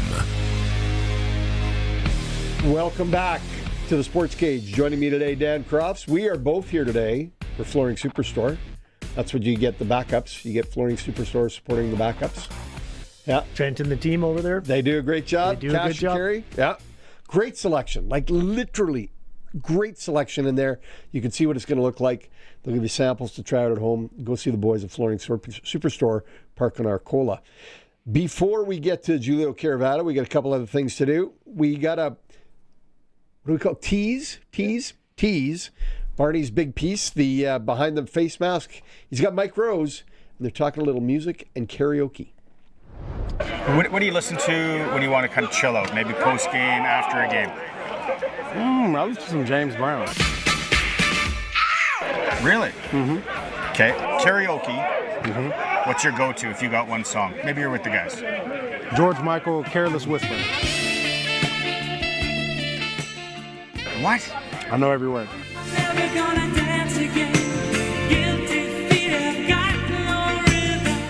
Are you good at it? Yeah. Wow. Okay. Didn't expect that one. Well, whoa. Okay. What would your go-to be at karaoke? Friends in Low Places. Oh. Yeah. I do a little Islands in the Stream. Islands in the Stream. Who sings the other part? You're Dolly. Why do I got to be Dolly? Mm-hmm. Yeah. No, I was waiting for a Fishing in the Dark or something. Yeah. Fishing in the Dark we could do. Yeah. It's easy. Can actually play Fishing in the Dark. Can play Friends in Low Places. Yeah. Axe in the Garage. Pretty sure Islands in the Stream is just Islands. No, I've never even looked it up. You and your Taylor Swift and Islands in the Stream. I don't know what you got going on over there. Okay, you can never go. Kenny. Speaking of, Kenny would be one of Kenny's albums. Yeah, The Gambler. Right? The Gambler be in there. Little Cower of the County. Yeah. Yeah, there's no doubt Kenny be in our top 10. So today we are exploring what could be the top 10 greatest albums of all time. So we are taking that as a Taco Time hot take as well as your thoughts on your Taco Time hot take for the Riders for Sunday. Crofty's got a 16.5-point spread as his hot take. Riders win by 16. Yeah, a little aggressive, but I like it. I have a field goal to win. I was going to say, if Tommy gets his 3 touchdowns like my hot take, then your spread makes sense. Right? Yeah, so, exactly. Yeah. I read a couple from Brad from 2 weeks ago in Saskatoon, so I apologize, Brad. His current hot take is that James Letchell will return his first punt back for a touchdown. Being back from good. Injury. That's good. And where the talk came for the albums was at a party last night in Lakeview. What was the name of the band again? The Fermenters. The Fermenters. And just to be clear, how many fermented beverages had you had before you heard them? Well, there's no need to judge. I'm not judging. I'm not judging. What are you, Captain Curious? It's the hot take or the over-under on that one. What do you think the over-under was? Oh, it's over 12, probably. No, it was under. It was well under that. Yeah, I had to work today. Yeah, but you were lawn bowling. I was lawn bowling. I hear that's the sport of drinking. I'm not going to lie to you. You can drink in a lawn bowl. Yeah. You could have a couple beverages in a lawn bowl. It was. I was struggling to wonder, is it actually a sport? But yeah. Anyways, I think it's a game. Well, but this is a true fact. I think that lawn bowling facility. What do you call it? A pitch, whatever you call the lawn, field, turf, a lawn. Is top rated. It is. It's one of the top rated lawns in Canada for lawn bowling. And I found out yesterday it's only one of 2 with 4 8s. So they play in 8s. And it has 4, so it has 32 set fields to play on. Pitches? Do we know what a lawn bowling? So the whole thing is called a bowling green. But the individual lanes, if you want to call them that, are rinks. Oh? It has 32 rinks. Nice. Yeah. Yeah. Parallel lanes named rinks, where players roll the balls. Yes. toward a small target called a jack. It was a lot more fun than I anticipated it was going to be. It was actually a ton of fun. It was even better than bocce in some respects. Oh, I loved a bocce. Yeah. Extreme bocce. It's a long way. It is a long way. Like you got to roll that ball down there. It's further than it's like a curling rink almost. So like a bowling alley? No, it's further than that. Okay. Yeah. I'm just quickly reading here. So the rinks are usually 4.3 to 5.8 meters wide. That doesn't help. I need to know how long. 8 meters would be... Well, that's wide. I'm trying to figure out how long. So 8 meters is like 24 feet, isn't it? I don't think it was that wide. Sure, it's official size. I don't know. Well, I guess it could be. It doesn't give you length, though, or is that maybe... it's not giving it to me right away. Like a baseball park, it can be different lengths depending on... Because you play to the jack, right? You throw the jack, and then First. you have to... Yeah. It's like bocce in that you have to get to the jack with your ball. The jack goes back in the middle, though. You can't throw it off to the side. You can't do extreme? You can't throw it across the parking lot? No, it's got to stay in the middle. Okay. Yeah, that's a very important piece. You can't find the length of the ice or the rink? I'm trying to. Hey, we got a hot take from Brandon, who's going to be in Vancouver. At least I'm reading this. It says today at 4:22. Is that now correct? Yes. Thank you, Coulson.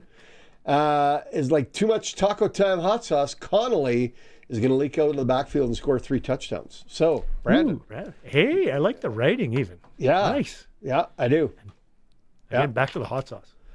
Yeah. Everybody dropped off those. Nobody's dropped off any. No Mexi fries yet. No Mexi fries yet. We got to get that brought in. I think I've got one here. So the rinks are between 31 and 40 meters long. Holy jeez.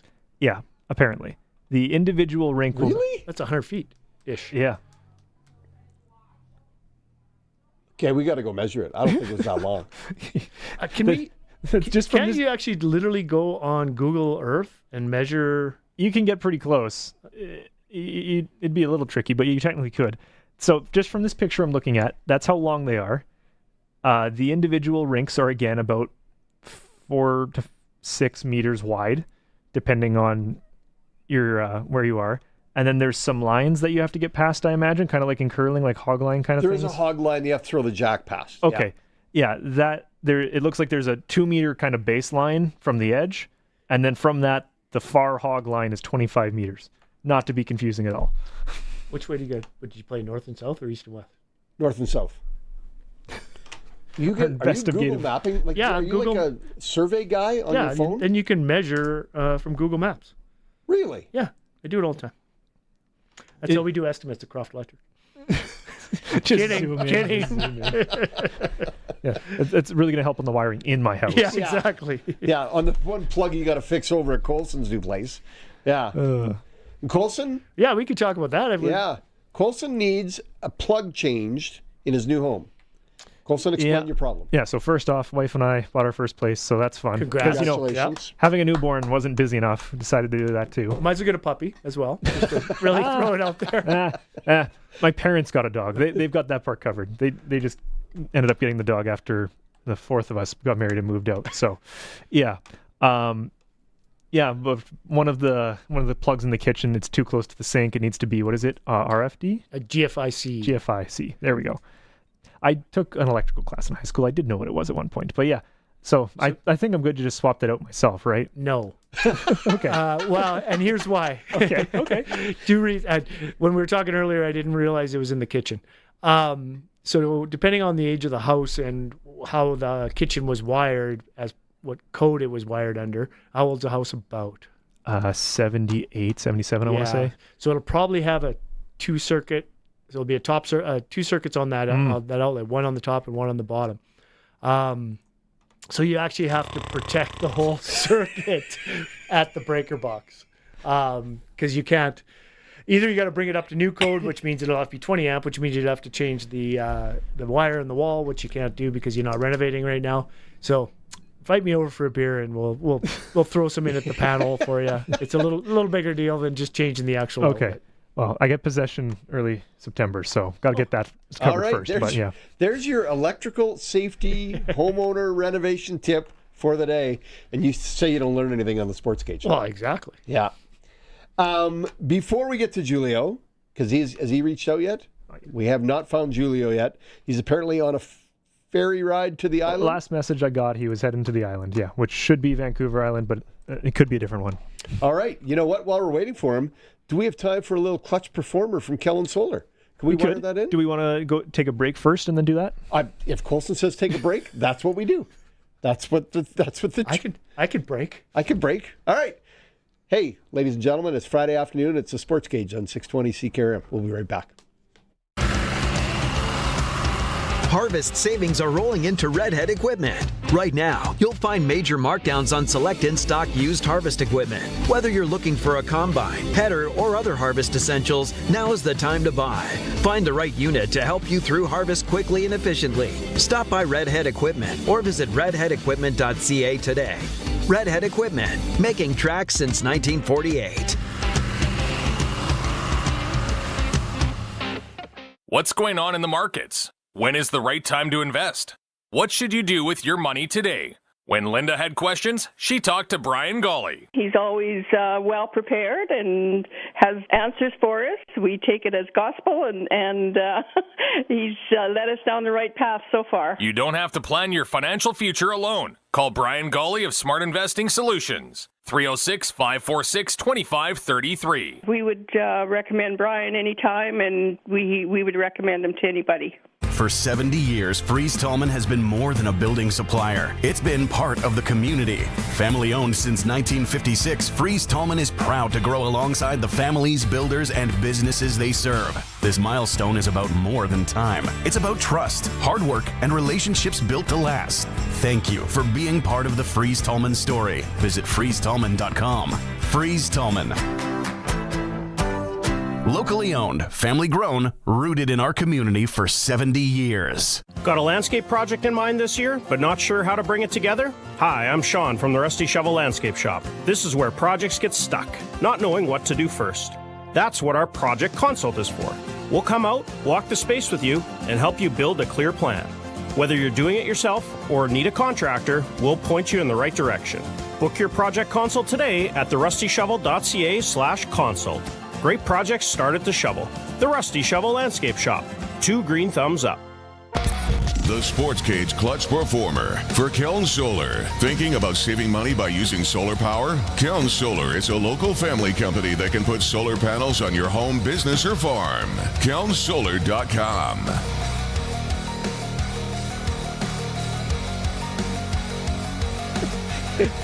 Oh, the conversations that go on in here when you guys are off listening to commercials. All right, Clutch Performer for Kellen Solar. First off, Clutch is Roman Shinkaruk. Won his flight at the Lobstick Junior in Waskesiu. Congratulations, Roman. Well done. I don't know exactly which flight it was, but we just know that he won his flight. So I don't think it was a championship flight, though. I think it was further down the mix. And I have the Unclutch. Oh, yes. The Ottawa, get that feed up. The Ottawa Red Black holder, who not only did he not get it down, he gave it to the Montreal guy as he went by. Yeah, I'll take that. Thank you. Here you go. This is also the punter who olayed the rider return guy earlier in the season. Here we got the video of that one as well. Yeah, I had to go searching for it, but I still had it. You still got it? Okay, if you're watching on the stream, the riders are on the punt return, and the kicker gives the old olay as he... and then falls down.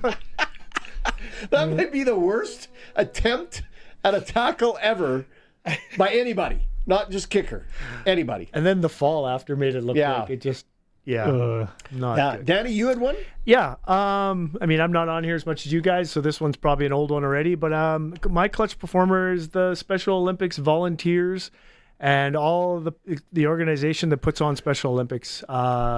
In our community, from somebody that has seen what that organization does for those athletes and how it changes their lives for the better long term after that they were in it.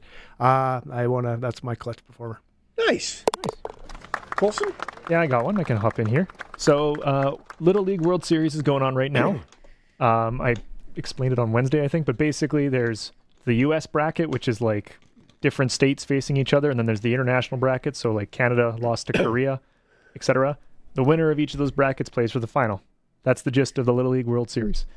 But today we had Iowa and California facing off, and Iowa ended up pitching a no-hitter.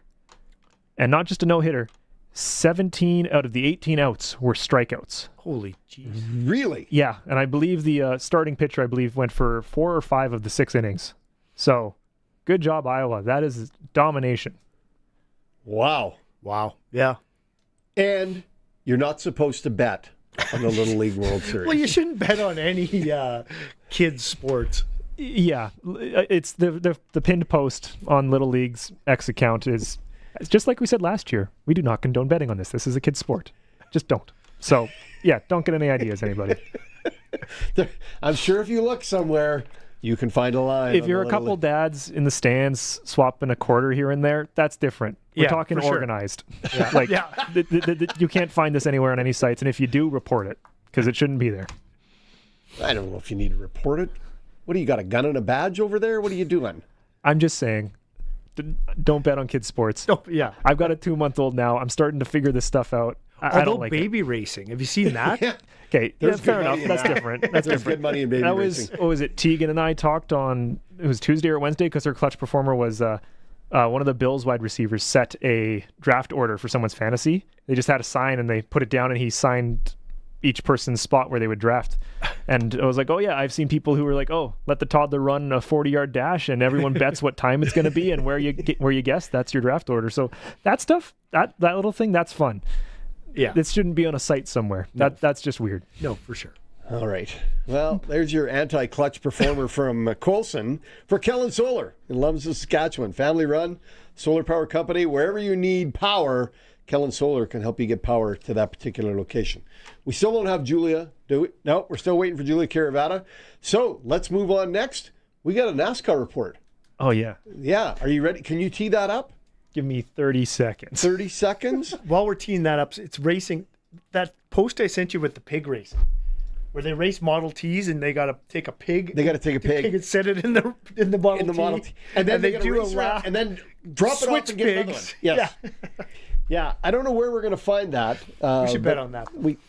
I'm sure there's gambling on Model T pig racing. Coulson, set us up. The Sportscage NASCAR Report, where rubbin' is racing, is brought to you by Crofty Electric. Almost 29 years of trusted, reliable home, farm, and commercial service for all electrical needs. CroftyElectric.com and all socials. Drivers, start your engines! Please welcome your grand marshals. All right. Just makes the hair stand up on It my does. arms. Yeah. Love it. I will agree with Curtis that Matthew McConaughey's was probably the best. Matthews is good. I like that one, the King of Queens guy. I can't think of his name right now. And then the preacher. Paul Martin. Paul Martin is awesome. But Matthew McConaughey, and then, of course, the preacher where and my smoking hot wife. Yeah, the prayer beforehand is also very NASCAR unique. Hey, this week in NASCAR, Joey Logano has had a heck of a run, winning his second race of the season and climbing from 20th to 9th in the last 6 races. In fact, Logano's wins have come in the last 4 races, so he's peaking at the exact right moment. Joe Gibbs Racing stayed near the top again, with Chase Briscoe leading most of the laps on the day and finishing second after some brake trouble. You know, when we have brake trouble, we pull over. When they have brake trouble, they still keep going at 100 miles an hour. It's crazy. Yeah, it's nuts. You'll hear him talking. The brakes. There's no brakes. Come on in. Going. No. It's fine. I'm good. Austin Cindric had his best finish of the year, taking third, followed by Hamlet, Elliott, and Kyle Larson. Josh Berry and Alex Bowman both finished in the top 10 for only the 5th time this year, but they're too far behind in the points to give them a shot at the playoffs. Hamlin holds down the top spot overall with a lead of 115 points on Blaney, followed by Ty Gibbs and Tyler Reddick sitting 4th. Reddick, if you remember, won 5 races early in the season, but has since fallen to 4th in the standings. The final playoff spot, number 16, is held by Shane Van Gisbergen, the master of the road course, who has a 50-point lead on Ryan Preece for the last spot with 2 races left. Now, with only 2 races left in the regular season, this battle takes us to New Hampshire for the Dollar Tree 301. I think we saw earlier when the Sports Select that Hamlin was the choice for that as well. Right? I think so. Yeah. I'm trying to find it again. Yeah. Final week of the season in 10 days from now takes us back to Daytona, one of the great racetracks for the Coca-Cola 400. And Daytona, you can't bet Daytona because just too much can happen. No. There's too much going on. The drivers are smart. They're putting everything into Sunday. Yeah, into New Hampshire. Yeah. That's where your best chance is. You can do all the things right in Daytona and still Oh, no. Ryan out. Blaney is the favorite for the Dollar Tree 300. All right. Other NASCAR news. All races have been announced for 2027. And the big news for Canadian fans is the NASCAR Truck Series will race in Canada for the first time since 2020 on September 5th at Canadian Tire Motorsport Park in Bowmanville, Ontario. So if you're looking for a race for 2027, check out NASCAR.com. They've got the list. And if you want to see the Truck Series, it'll be in Canada in Bowmanville. Maybe we should go. We could. We could do a road trip. Hey? Yeah. We got a budget now, don't we? I think we still got to take those cans in. Get the budget. That'll get us to, White City. No airport there. No, we're driving. It's the NASCAR Report is brought to us by our good friend Dan Crofts at Croft Electric. Thanks, Crofty.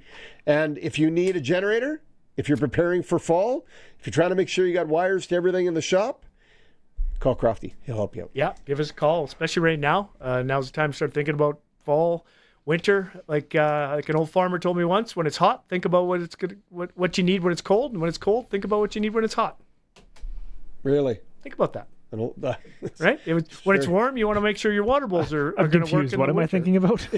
And in the winter, you're like, well, maybe I should make sure my air conditioner and everything's going to be ready to roll. Because the things that you need to keep you through the winter, get ready for winter in the summer, get ready for summer in the winter. I've been your friend a long time. You don't follow that personally. Well, not that's not fair. We're supposed to be talking about work right now. Work-wise, we do. Just to be clear, in my home life, no, I'm buying stuff. Yeah, exactly. Yeah. I'm putting water bowls in the winter. Yeah. Hey, and we're still looking for your Taco Time hot takes on this Friday afternoon. What do you got for the Rider game on Sunday? What's your hot take?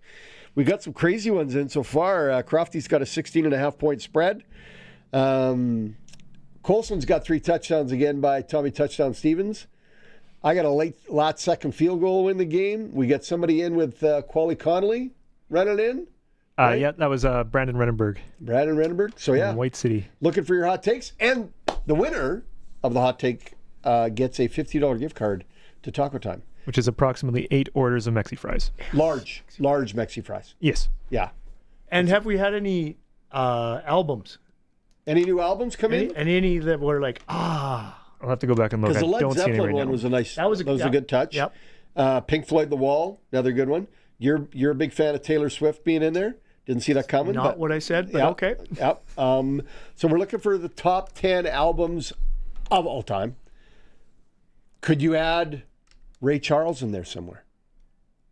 Well, you'd have to go deep. Yeah, you should go back to what about Elton John? What about the Beatles? Got to have one. Beatles. Is it Abbey Road? Is the Beatles? Is it Abbey Road or is it a different one? Probably Abbey Road if you're only picking one. Do they get more than one? What about Elvis? What about the Stones? I think we already did. You said the Stones already. Okay. What's your top country album of all time? Be Garth probably. Kenny. Or is it Johnny Cash? Oh yeah, the Man in Black. Yeah. So these are Merle. We got Merle Haggard. Yeah. Well, Willie. It's tough. We need to get a whiteboard. Colson, clear the studio out. We need a whiteboard. We're gonna need some work over here in the background. We need some sticky notes because I feel like they're gonna go up and go down. Yeah, we're gonna be taking people on and off. We should do a bracket. We could do a bracket, greatest albums of all time. Colson, do you have the potential to put this together? We could do that. Let's probably save it for the off season once we're done Rider Talk. But yeah, we have talked a lot about the Riders today. We have, right? If you've been following along, biggest challenge for the Riders looks to be their wide receivers against BC's secondary. That looks to be the big battle on the day. BC's secondary is regarded as much improved by everybody that we've talked to. And Riders are getting Sam Ennis back and probably Quali Connolly. as well as Most an offensive likely. lineman or two. So yeah, We're pretty sure on that one. Yeah. This might be a question for our guest that's coming on. What are the ticket sales like? What's the place going to feel like on Sunday? Colson's got a guy. Yeah, I got a guy. So Matt Young from CTV Saskatoon, friend of the show, he likes to do. He'll go on Ticketmaster and like analyze the tickets. I think he has a program that doesn't just do it himself. But actually, 3 hours ago, he's on the road right now, so he doesn't have a picture update. But he said apparently tickets are surging. I did see a post that they're opening the Upper Bowl. That's the second one we've done this season. Nice. So his last post is from yesterday. They have just under 21,000 tickets sold and distributed. So that's people have physically bought the tickets. Yep. They still have another 7,000 available at that time. But that was just lower bowl, and they have opened it up since then. So I guess we're getting close to that 30,000 butts and seats number, which would be awesome. Yeah, that's fantastic. Yeah. Anytime more people out there loving the game, the better, right? It's a great game. It's a great product, and BC's owner has done an amazing job at selling that product and selling it in the Lower Mainland. So here's a question then on the Sunday afternoon game. They got a 5:00 start Sunday. That's our time. So it's, what is that? 4 in BC? 4 o'clock in BC, yeah. Okay. Is that a magic time for them? Is that right? Is that just or is that just the luck of the draw? When they're setting the season up, I know we had this conversation last year because the schedule came out so late. We had the conversation with a few people about how the teams will make their requests, right? So I know teams, when they're scheduling the Rider game for say Calgary, they're always like, hey, can you make that a Saturday for us so we can get a lot of people in the stands? Because it's the Rider game. They know the fans travel. So the teams will make their requests, right? There's the ones that aren't changing, like the Labor Day matchups, stuff like that, right? That's not changing. So it's the other stuff around that they're working with of, okay, BC wants a lot of Friday and Saturday games so that they can have people travel in from the Lower Mainland or from the island, stuff like that, right? So the teams can all make their requests. That doesn't mean they're all met. So BC probably got told, hey, you're playing this one on Sunday. It's probably going to be an evening or a night game. BC went, okay, can we get it at 4 o'clock then? Because that gives time for people to come in and then still get home, right? That would be my guess from a distance. So, quite a speech for a guess. Thanks. I'm not going to lie to you. That was, I do sit here a lot, and so I pick up a lot of stuff as we talk with people on the show. So, yeah, I'm not the authority on everything, but I do hear a lot from the authorities on things. Okay, and our Sportscage poll today, if you're wondering, we're looking for your mid-season grade for the Riders offense. Where would you have the Riders offense mid-season? I haven't voted on this yet. I should probably do that. Okay. I guess we're taking offense as a whole because not, being that we were lacking some players last game. It is letter grades, by the way. A, B, C, or F. That's what the options are. No, they skipped over D. There's no D's. No D. Okay. All right. It's the offense. We don't do D. So, could we do the pluses and the minuses? I mean, you could. The multiple choice on the website is just A, B, C, F. But if you yourself want to caveat it and say, I'm giving them a C plus or whatever, sure. I think I'd give them a B minus. As a C plus student. When did you get a C plus? Gym class. My gym class that brought the average up, brought it up. I'm one to talk, though. Yeah, you got a gym degree. I do. I have a degree in gym. Yeah. You can make a bracket. You went to 4 years, 4 years of university to learn how to make a bracket. Yeah. Double elimination. Yeah. I would say C plus, B minus in that range. I think we got room, but I mean that's part injury. Holy, can't talk. Injury related in a way. I think if we would have had all our receivers and all those kind of guys. And I mean, I guess when we think about it too, you always put the lens of the last game, the last couple games. Your lens does tend to narrow. We've forgotten about the first 3-4 games. So I think, I just think we have some room for improvement, which I obviously think is going to happen this weekend. Which I'll get them back up to that B plus in my book. I got him at B plus as well. I think there's a lot of good things happening, even though we've lost some key starters.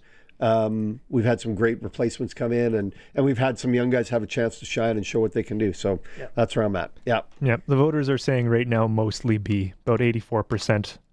9% saying C, 8% saying A. Nobody has voted F yet, which I think we can all agree on. That's When you've got the measuring stick of Ottawa, we're not voting F. Yeah, if that's F, then we're not there. You know what I will say, though? Through 9 games, our defense has allowed the fewest points in the CFL. So, we got that going for us.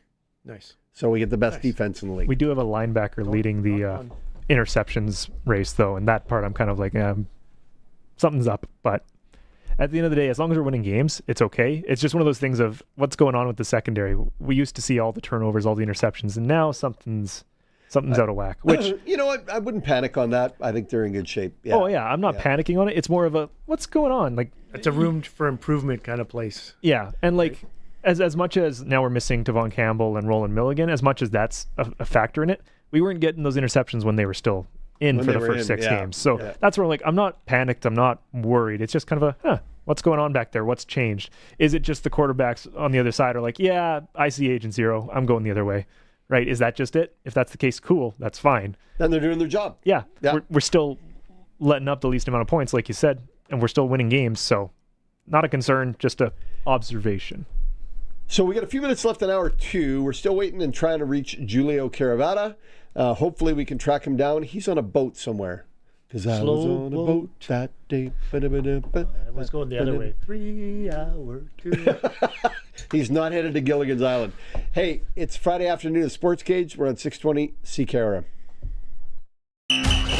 Rider Nation lives on 620 CKRM. I'm Dave Thomas, voice of the Saskatchewan Roughriders. Sunday is game day as the Riders take on the BC Lions. Countdown to kickoff with Tegan Whitco and Wes Cates is at 2. The pregame show's at 4. And kickoff with Luc Mullinder and I is at 5. Saskatchewan Roughrider football and the Cooperators Rider Broadcast Network is brought to you by Claus, Sask Party Government Caucus, Western Ag Professional Agronomy, and Ritchie Brothers Auctioneers. Stream every moment of Rider football at Sportscage.com. The Roughriders season is here and the biggest 50-50 in Saskatchewan is back. Last year's 50-50 raised over $3.3 million for amateur football in Saskatchewan, and we couldn't do it without you. Thank you, Rider Nation. This year, we have bigger loyalty and early bird prizes than ever before, not to mention those life-changing 50-50 jackpots. See all of the prizes and buy your tickets today at riders5050.ca and never miss a chance to win when you sign up for the 50-50 Club. Riders 50-50 is presented by ISC. Lottery license LR260010.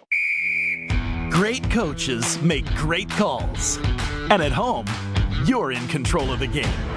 Add SaskTel TV to your lineup and enjoy popular channels, including sports in stunning 4K for as low as $40 a month. So, what do you say, Coach? Ready to add in the difference maker? Visit SaskTel.com/make-the-call to learn more. Conditions apply.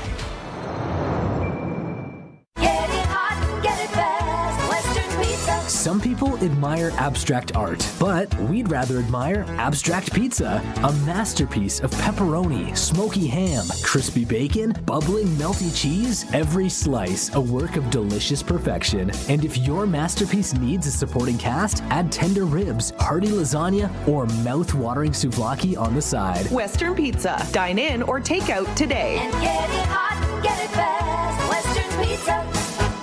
Make this the summer you finally hit the road. During the summer getaway sale, August 1st through 31st, get a $1,500 summer getaway credit on all remaining new 2026 units. Shop a large selection of quality used trailers. Choose from a wide variety of floor plans. Or check out new 2027 travel trailers starting at just $25,400 or $109 bi-weekly. Trades are welcome. Start making summer memories today. Affordable Trailer Sales, Highway 1 West, South Service Road. AffordableTrailerSales.ca. Thinking about tackling your own landscape project this year, but not totally sure where to start? Hi, I'm Sean from the Rusty Shovel Landscape Shop. We work with DIY homeowners every day, helping you figure out what to use, how it all goes together, and how to avoid the stuff that can trip you up. Whether it's a patio, artificial turf, sprinklers, or adding some lighting, we'll help you make the right calls. Let's build a plan together. Great projects start at the shovel. The Rusty Shovel Landscape Shop. 2 green thumbs up. It's It's time for the Sports Ticker, brought to you by Extreme Hockey and Sport, 1425 McIntyre Street, the Cooperator Center, Moose Jaw Temple Garden Center, and online at extremehockey.net. Sports Ticker today for Extreme Hockey and Sport. Locations in Regina and Moose Jaw, as well as at the Cooperators. Tonight, Winnipeg is in Edmonton to take on the Elks. We're cheering for Winnipeg tonight, in case anybody's wondering. Yeah, it's not a good feeling. I'm not going to lie to you. Threw up a little in my mouth. Jays are at the Yankees, start 5:05. Jays are a half game out of the wild card spot. And this weekend, the Regina Thunder takes on the Winnipeg Rifles. The 2-0 Thunder versus the 0-2 Rifles. That'll go at Leibel Field on Sunday. Sports Sticker for Extreme Hockey and Sports in Regina. Fully stocked for the 2026 season. Female gear and sticks. New arrivals from CCM and other sticks as well from Pro Stock. Barney's handwriting here is a little poor. Fitted by experts. Work within your budget. Locally focused, locally owned Extreme Hockey on McIntyre. Okay, we've got... And Moose Jaw. Sorry? And in Moose Jaw. And in Moose Jaw. Sorry. And in New Moose Jaw. location, Moose Jaw. We got a clip. Dave was fortunate enough to send us some stuff. He had a chat with Jacob Brammer this weekend as they prepare for the BC Lions. Jacob Brammer, we are 9 games into the season, the halfway point. How are we feeling right now? Feel good with where we're at as a team. There's definitely always room for improvement, so we're always looking for a little 1% to get better every single day. Tell me about you. Nobody's 100% at this time of year, but is it more grinding mentally or physically, or are they equal? They're about equal, but at this point, it's like it really does turn to that mental side, right? Like we know everyone's going to be nicked up, they're going to be hurting, but it's just a matter of just being able to kind of push through it every day, rely on your teammates and coaching staff and everything like that to get through it. Tell me about the right side of the offensive line. You're between Logan Ferland and Jamarcus Hardrick game after game, practice after practice. How is that for the confidence and the growth of you individually? It's been a lot of help for me. Just coming in last year, my first year full starting, they made my life a lot easier, right? They both played a lot of football, so just try to be a sponge and soak up all the information that they could give me, and they've really helped my game a lot, so I've been forever grateful to them. Let's talk about your offensive game. When you run the football, you are very successful. For example, AJ Ouellette averaging about 75 yards a game. That's dropped off the last couple of weeks. How important is it to establish the run game through physicality? No doubt. We always want to be a physical team, and we always want to run the ball. And we know as a team, really, we're putting a lot on ourselves as the offensive line, just moving forward throughout the season, right? Just trying to put the stuff on us, and if it's not, it's really just the whole team just coming together as one. AJ Ouellette has often talked about how he communicates with the offensive line on what he's seeing and how he thinks that this can progress, this being the offense as a whole. You've had AJ, you've had Qualley, you've had Thomas, Star Thomas in the backfield. Does that change anything with you, whoever's running the ball behind you? No, not at all. I mean, AJ, Andrew Harris, they've done a great job just kind of really helping out that whole room as a whole, and they've really done a great job. So if anything's going wrong, we got to fix it within the offensive line room. All right, tell me about Tommy Stevens, and he's the other guy that carries the ball. No doubt. He's awesome. I mean, you see it whenever he comes in the game, the O-line gets pumped up. That's Tommy time, right? We love it. So he just brings a whole bunch of juice to the team, and we're really excited. A lot of juice going to be flowing this weekend against a rival in BC. Do you get up any more or less against a rivalry that is growing with the Lions? No doubt. I mean, we know that they're a great team. Their defensive line, their defense as a whole is really playing really well right now. So we got all the respect in the world for them. So we know we have to really be locked in on all of our stuff.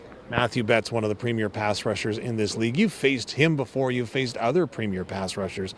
Anything you need to do to change your game, or is it just a matter of preparation? Just a matter of preparation, but like I said, we have a ton of respect for him. He's one of the best, if not the best in the league right now, so we have a lot of respect for them as a whole. Well, Jacob, continued success throughout the course of the season and this weekend in Vancouver. Yes, sir. Thank you. Appreciate it.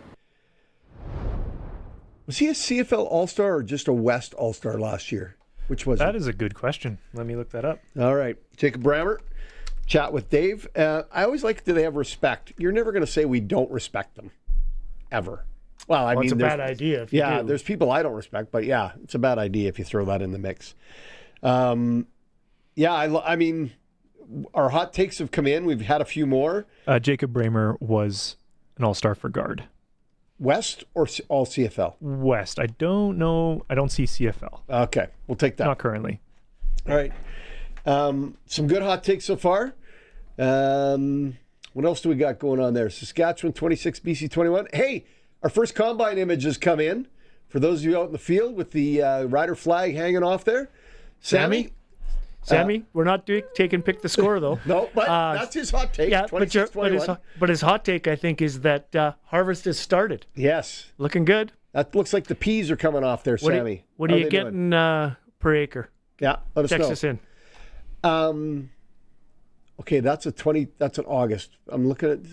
You don't delete the old text. You just give me the new. The program doesn't do that. Just look where I highlighted at the bottom. Yeah. Dark Side of the Moon, Pink Floyd. Bert, we appreciate that. Dark Side of the Moon, Pink Floyd. That one's Shania Twain. Yes. Yeah, Good leave your name. Shania. That's from an anonymous texter. Leave your name so we can shout you out. Yeah, we gotta. Maybe it was Shania herself. I heard she's a big fan of the show. Would she have a 306 number? Oh, she could. Burner. She's got a burner. Yeah, she's got a burner. If anybody have a burner, it'd be Shania, right? I think it'd be you, Sharky. But he texted in himself. He just didn't want us to know he was a big Shania fan. I don't think there's any shame in that. You've opened up about your Taylor Swift infatuation, so let's carry on from there. Yes. So, that we are looking for top 10 albums of all time. So if you got one you want to add as our Taco Time hot take, as well as what you think is going to happen between BC and Saskatchewan on Sunday, we've got a couple here, a 16.5 point spread from Crofty, which I think is a little aggressive, but nonetheless. Gotta believe. You gotta believe. Gotta believe. Yeah. Colson's got 3 touchdowns from Tommy Stevens to get back another hat trick. And personally, I think it's going to be a last-second field goal to make it happen. Travis says, hey, I like Marcus it, Travis. Sales pick 6. I like it. Travis in Marengo. Is he in Marengo? Yeah, he's in Marengo. Yeah. Nice. Kindersley country, I believe. Marengo. Yes. I kind of made me feel like it was a beach, Marengo. It's not a beach. Right? We should have some water there. There's not even a creek. Well, that's just about hour 2 in the books. We still can't find Giulio Caravatta. He's on a boat somewhere with Gilligan and the skipper, and we don't know when he'll be back. When we start hour 3, though, our good friend Luc Mullinder will join us and bring us up to date on all he's seen at rider practice and what he thinks as we head into the weekend against the British Columbia Lions. This is Sportscage on 620 CKRM. We are 620 CKRM, a Harvard media station, broadcasting live from downtown Regina. The news is brought to you by Crestview Chrysler Dodge Jeep Ram, home of Saskatchewan's biggest selection of Ram trucks and Jeeps. CrestviewChrysler.ca. News is brought to you by Echo Sound in Fort Capel. Stay connected with a new cell phone from Echo Sound, your SaskTel authorized dealer. Call 306-332-6711. It's 5 o'clock. Good evening. Sunny and 26 degrees in Regina. I'm Will Manzik from the SAS Today newsroom with 620 CKRM News. The recent request for tactical equipment for the Saskatchewan Marshals Service was put out by an overly ambitious employee. Community Safety Minister Mike Uyghur says there was no direction from his office to start planning a specialized unit. He met with Chief Marshal Rob Cameron today to ensure internal chain of command policies are reviewed. Someone who is overly ambitious, trying to move this forward, not the right time, we're not there yet, and it's been corrected. Uyghur adds any future specialized unit will absolutely require his approval and extensive consultation with policing partners. Conservative leader Pierre Poilievre says accepting a one-sided 25% tariff on Canadian steel and aluminum would be a bad deal. He says Canada should push for free trade and open competition. One-sided tariffs on Canadian industry would be a bad deal. We want a good deal, and that means full free trade and open competition within North America. Poilievre says Prime Minister Mark Carney needs to avoid what he calls the deindustrialization of the Canadian economy. A legal challenge has been launched against Regina's proposed Prince of Wales Drive extension. Conservation groups are now asking the city to abandon the project. Ducks Unlimited Canada and the McKell family say the road could affect the McKell-Wascana Conservation Park and breach a conservation agreement. They want the city ordered to protect the land. Regina declined to comment because the issue is before the courts. From the skyline to Regina-style pizza, the Queen City is now on display. 5 new merchandise collections were unveiled yesterday by the City of Regina and Tourism Regina, expanding on the longtime I Love Regina brand. Kevin Blem, the manager of Destination Development for Tourism, says the development process involved considerable attention to detail. It's honestly been very cool to see just how it has evolved when our team did start planning like a new iconic series, and so it's been fun just planning it out, choosing colors, even like the details in the tags, all that kind of stuff. The decisions highlight local landmarks, history, attractions, and traditions. This includes the Globe Theater. And that's 620 CKRM News. Read more stories from around your community and around the province at sastoday.ca and 620ckrm.com. Your weather is next. Come on. What happened? Broken strings again. That's the third one this summer. Maybe the beach doesn't like your solos, man. Hey, man, while you're changing that up, we're going to head to Echo Sound, your SaskTel authorized dealer. Get connected with SaskTel Internet, Max Stream TV, and the latest cell phones. Laptops are in stock at great prices, and once they're gone, prices are going up. So now's the time to buy. Echo Sound, your SaskTel authorized dealer in Fort Capel. EchoSound.ca. Matt Fisher here, General Manager at Crestview Chrysler. You know, our staff here is the best in town, so anytime they're ready for a new vehicle, they get the best price. For a limited time, we're giving that same discount to you. And you know what that means. You pay what we pay. We got a huge selection of Ram trucks, Wranglers, Durangos, Pacificas, and everything in between. If you're shopping for something new, this is officially the best time to stop in and see us. Don't miss employee pricing at Crestview in Regina. Weather for next-gen coatings. Spray coatings for truck bed liners, rocker panels, and more. Same company, new name. 1865 McCarra Street, Regina. And Kevin's Marine. Make the most of summer with a boat or pontoon from Kevin's Marine in Fort Capel. kevinsmarine.com. In your precision weather forecast tonight, clear skies. A northeast wind at 10 to 20 kilometers an hour, gusting to 35, a low of 10. Tomorrow, mostly sunny, a southeast wind between 15 to 25, a high of 27. Tomorrow night's low, 16. Sunday, partly sunny, some late day showers and storms, a high of 29. Monday, partly sunny, a high of 27. And Tuesday, mostly sunny, a high of 24. Taking a look across the province at this hour. Saskatoon, 23 degrees. Swift Current, 25. Assiniboia, 25. Broadview and Moosomin, 24. Yorkton and Melville, 23. Estevan, 26. Weyburn, 27. Right now in Moose Jaw, it's sunny. There's a north wind at 22, and it's 26 degrees. In Regina right now, sunny. A northwest wind at 29, and it's 26 degrees.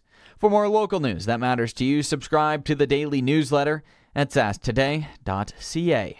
For over 40 years, you've known them as Regina's trusted vehicle protection specialists. Now they're introducing the next gen of coatings. New name, new level of protection. They're now Next Gen Coatings. 3 generations of their family have served your family, and that hasn't changed. Same owners, same commitment, ready for the next gen of truck beds, rocker panels, trailers, bumpers, and running boards. The company hasn't changed, just the name.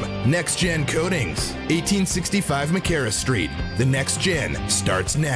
This is the year to own the boat of your dreams. At Kevin's Marine, discover legendary Lund boats, built for a lifetime of serious fishing and family fun. Stretch out and relax, or enjoy the day with family on a brand new pontoon from Bentley or Crest, or make a splash in a 4-wind sport boat, all powered by trusted Mercury 4-stroke motors. Right now, get manufacturer rebates, dealer discounts, and low payment financing. Make decking easy with Shoremaster aluminum docks and lifts. Visit Kevin's Marine in Fort Capel or kevinsmarine.com.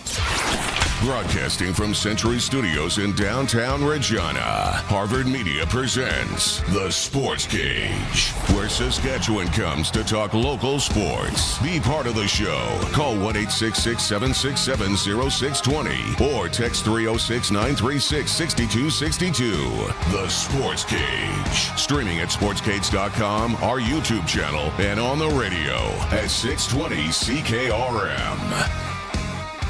Welcome back. Hour 3 of the Sports Cage from our beautiful studio in downtown Regina. corner of Rose and 12th.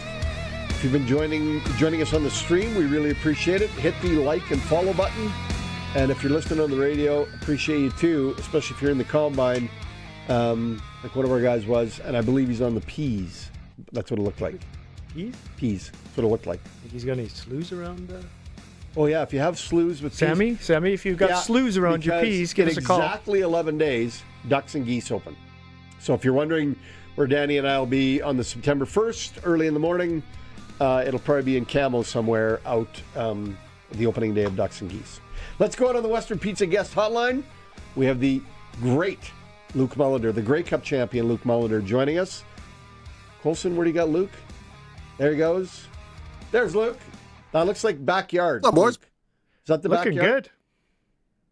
Yeah, backyard. We've been in the pool for a while now. Had to take a break to talk to you two slaps, so, you know. We appreciate it. No, I'm glad we did. We did. It's always good to talk football.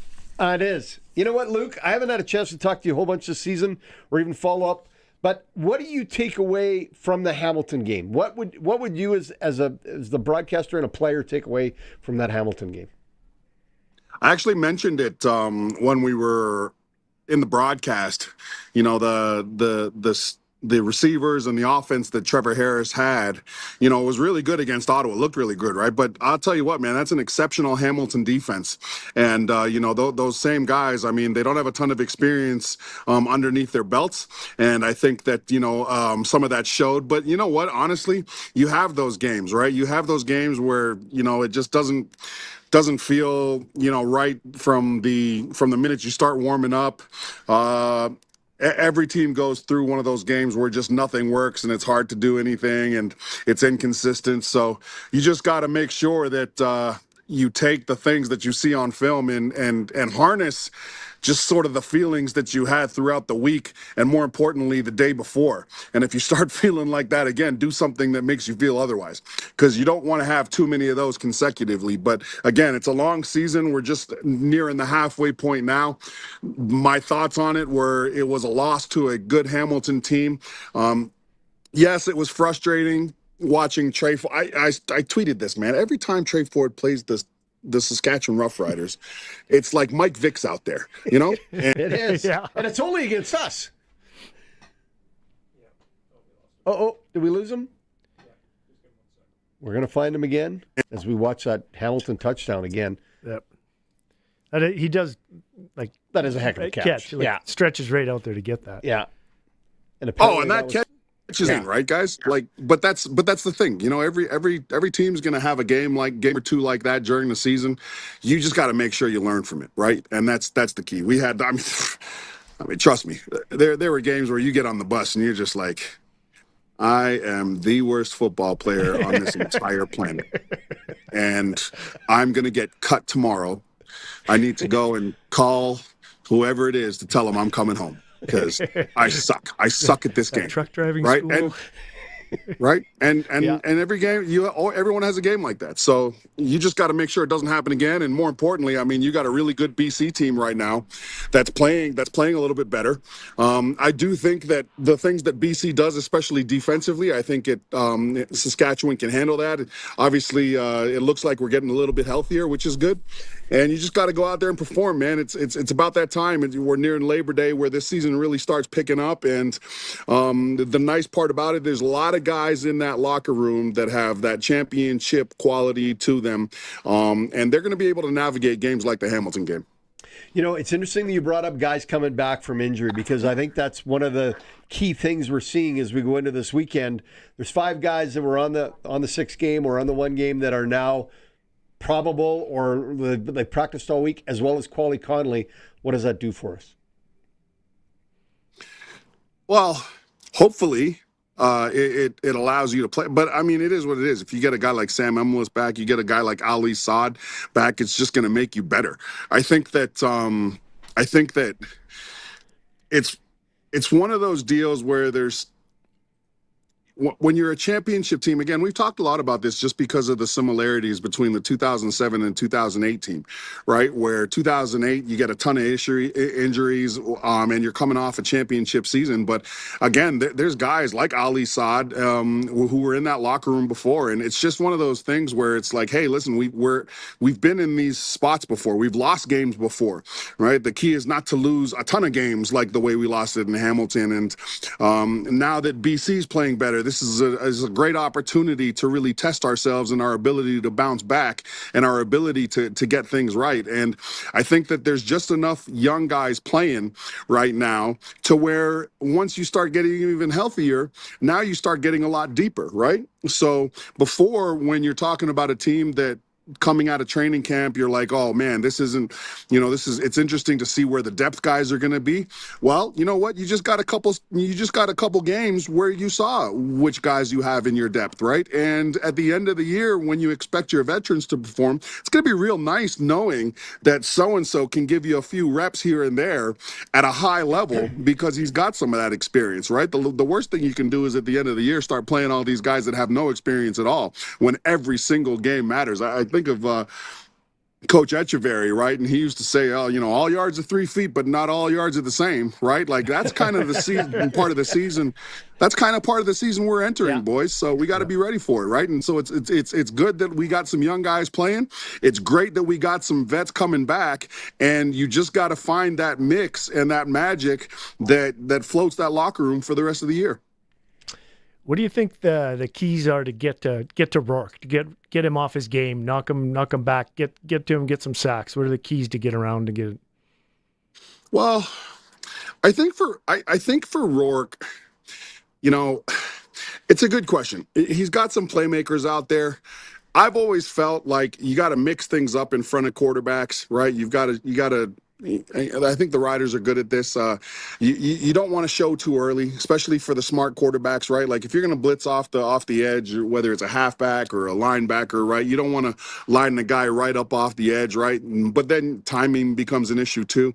I think that if you it's not about like one or two things you do against a guy like Nathan Rourke.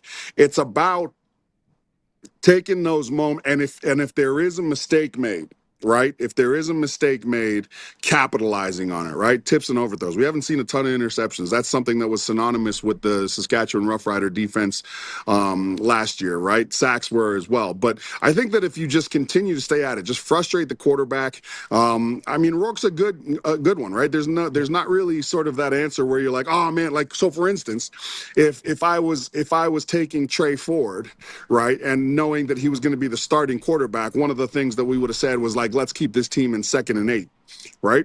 Because that's the skill set that Trey Ford has to prove that he's going to beat us with is his arm.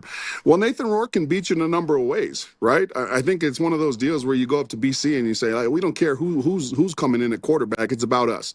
It's about our defensive execution. It's about our offensive execution. Let's roll. Yeah, and agreed. And trying to get more interceptions.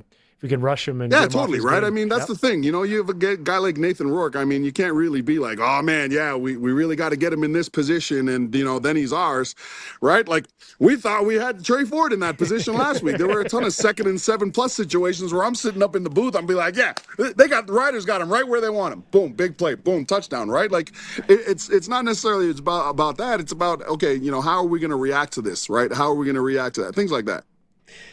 Rider running back, Star Thomas, I thought he did a good job for his first time, for first action in the CFL. No complaints about that. But there's talk they're going to get Quali Conley back. What do you see as the difference between those two? Is there an edge to one or the other? Which one do you prefer? Does it make a difference? How do we know right now, right? Quali Conley played in Edmonton, and Star Thomas played against Hamilton, right? Like two performances against two really good defenses, and again, like what can we really glean from either of those guys at the moment? You know what I mean? I'd love to see his grade out sheet against pass pro. That's kind of where I gravitate towards, because Trevor Harris, a guy that can make every single throw on the field, if you protect him, he'll absolutely kill your team, and we've seen that. And I mean, they're the defending Grey Cups. One of the reasons why is Trevor Harris's ability to play the quarterback position when he's protected. That's kind of where I just want the running back, right, that will get you the tough yards. But more importantly, understands, like, if they're overloaded to the side and the offensive line sliding one way, I want the running back that can make the block, that knows who's coming free, whether it's guy in the middle or whether it's guy off the edge, right? That's the guy I want. You know what I mean? In this offense, I think both of them can make plays, right? Both of them can go between the tackles. I think both of them can catch out of the backfield, right? I want the guy that's going to be able to block and going to grade out in the high 90s, right? I'm talking 99 to 100s too, not 92. You know what I mean? Like, that's the guy I want. So not the kind of grades that Danny and I got at any point in our life previous to this point. No. You're looking at a guy that got all his A pluses were in gym class, and that was all. So, you know, my parents were putting 65s on the fridge, boys. You know, that was an accomplishment, right? And if I got anything over a 65 in anything but gym, they just knew I was cheating somehow. So that's right. Yeah, that's the same in my house. Same in my house. Yeah, you know, you go to the NCAA, you're a D1 player, right? You major in eligibility, and that's about all. BC secondary, there's been a lot of talk about this week how BC secondary has improved. Farhan talked about it earlier. We've had a couple other people highlight it. They've simplified some things, but does the addition of MLS give us that three-headed attack we need? Yeah, MLS he catches everything, right? And who's to know? Who's to know how healthy he is, right? Is it one of those things where it's like, I can be back, but, you know, I'm going to have to take it easier, or is like, I'm full go? I would hope it's full go. But here's the thing about BC. You said it right there. I think that they just simplified things, right? You have to be able to play fast. Every single defensive coordinator is as good as the players that are out there executing the things that he wants to call. And I've always seen defensive coordinators, the ones that are successful are the ones that are like, you know, I mean, Chris Jones used to do it. I think that at some point, like, sometimes you just need to run like 2 or 3 plays and just ask your guys to not think and go out there and be ballers. You know what I mean? When BC blitzes, it's not like they're the most complicated team, right? You have to be able to see what's coming. But again, I think that they don't do a ton right now, and I think that that's what's helping them, is the fact that they're not doing anything too extravagant, right? You're not out here like against Coach Brian Flores, right? Where it's like, oh man, I'm about to see 5 potential blitzes from this one look, and if I motion this guy over, that 5 turns into 7, right? Like, no, I think that they're simplifying it. I think that they've let their guys just go out and play fast, and I think that helps, right? Like, when you play fast, you play confident and you execute, right? It's when you're thinking too much, that's when you're slowing down, like you're a step too late, right? Or you're a step too early if you're a blitzing guy and you give away the whole thing. I think the BC Lions have done a great job in just simplifying things for their guys and allowing those guys to just be out there and feel like they're in the playground. You remember in 6th grade when you averaged like 340 yards, 6 touchdowns, 7 interceptions, all at recess, right? You went in there and you're like, oh, just another all-pro recess, boys, right? Like the closer you can get to that feeling, that's what you got to get the harness as a professional athlete, right? Like, man, you just go out there and you just dominate, right? Like the recess was so easy. Lunchtime, you know? That was the best time. You averaged like 348 in recess, and then you came out after lunch and you hit them for another 506 tubs, you know, and played safety and got like 9 interceptions. But the reason why is you were just having fun, right? You were just having fun. You weren't thinking of nothing. So I think that's kind of, you know, where BC is right now, is just executing, because those guys look like they're having a little bit more fun than they were in the beginning of the year. It's interesting you brought up fun, because today, one of our top topics today has been top 10 albums of all time. Now, there's no set genre. There's no set age limit. Top 10 albums of all time. So if you were going to be on a desert island and you could only take one album or 10 albums, what would you take? What would you take with you? If I'm on a desert island, Yes. And you have a CD player. And with power. unlimited batteries, I assume. Yeah. Solar power. Yeah. What's your so I have a solar power cell phone that's only giving me iTunes.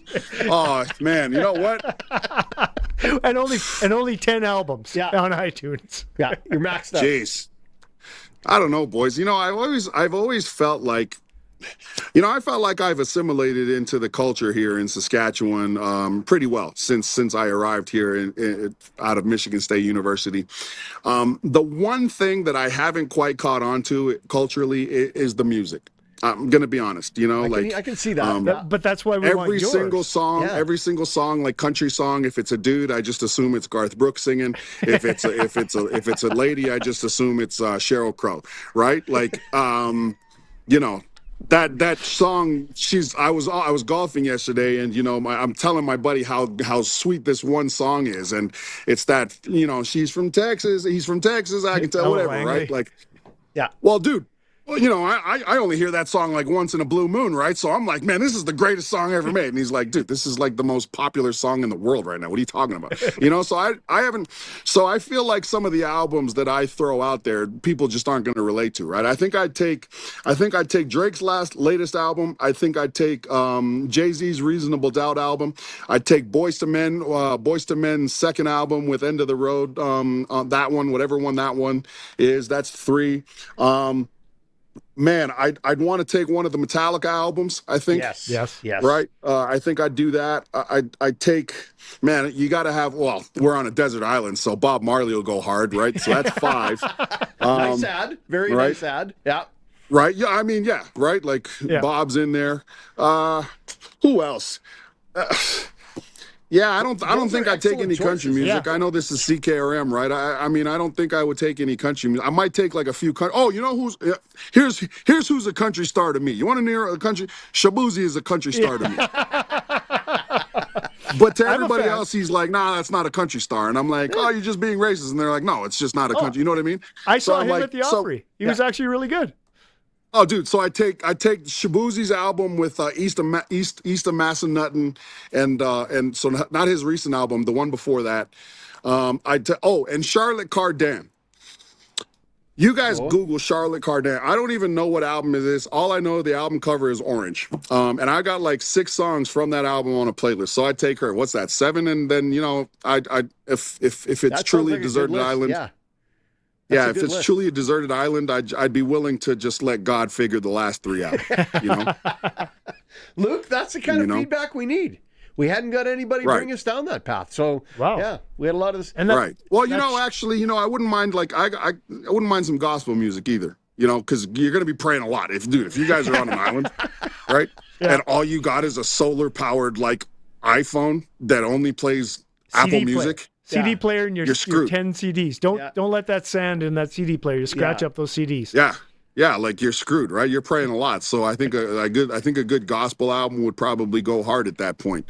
You know, if you could figure out what day was Sunday, you could listen to it on one of those days. But like, you know, there's no way you're gonna even know what day it is. And so you know, yeah, or fishing season. It doesn't change anything. No. It's exactly. Well, you're not. If you're stranded on a desert on an island, every day's fishing season. Otherwise, you're starving to death. Every day's fishing and hunting. Luke, enjoy the trip to BC. Look forward to a great call from you on Sunday, and go Riders. Yep, go green. Man, you know what? I'm really excited about this game. I think that you know, the both teams. It's a really interesting game. Just sort of where we are in the point of the season, and then after that, there's one more before everybody starts talking about Labor Day. So I'm excited. Yep. So are we. I'm my hot take was we're going to win by 16. So. By 16? Yeah. You're crazy. Yeah. We're going to beat them down. Are you guys drinking right now? 16? My God. He's been on the sun today. Yeah. Who the hell are we playing Miller? You're not winning by 16 against BC. No disrespect to Miller. I know they're a good football team, but hey. We got to figure out how we're playing. Thanks very much. Get back in the pool. Enjoy Friday. Take care, brother. Yeah, you guys made me go and get this shirt all the way upstairs. I didn't have a shirt. Like, that was the hardest thing I've done in the last 3 hours, is go get a shirt for you guys. You know? Well, you look great. All right, boys. Appreciate it. Thanks. Cheers. Bye. Cheers.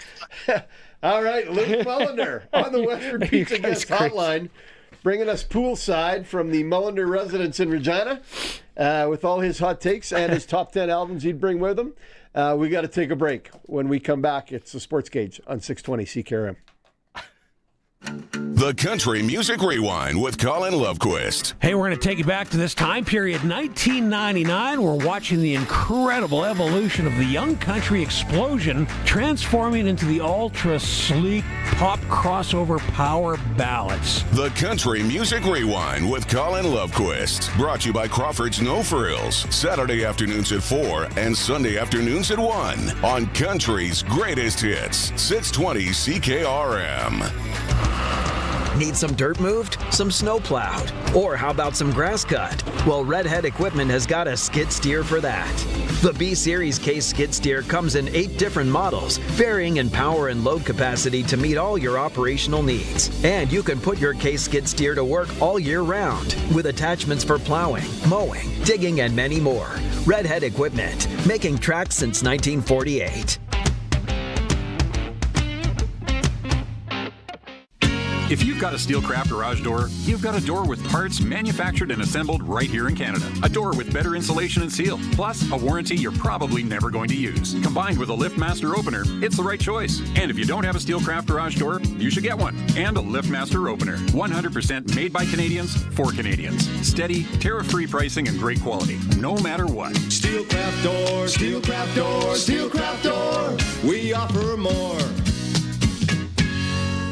Dude, I need a summer getaway. Then catch the biggest wave of the summer at Affordable Trailer Sales. Whoa! From August 1st through 31st, score a $1,500 summer getaway sale credit on all remaining new 2026 units. Plus, a huge selection of used trailers, tons of floor plans, and new 2027 travel trailers starting at just $25,400 or only $109 bi-weekly. Trades are welcome. Start making summer memories today. Affordable Trailer Sales, Highway 1 West, South Service Road, affordabletrailersales.ca.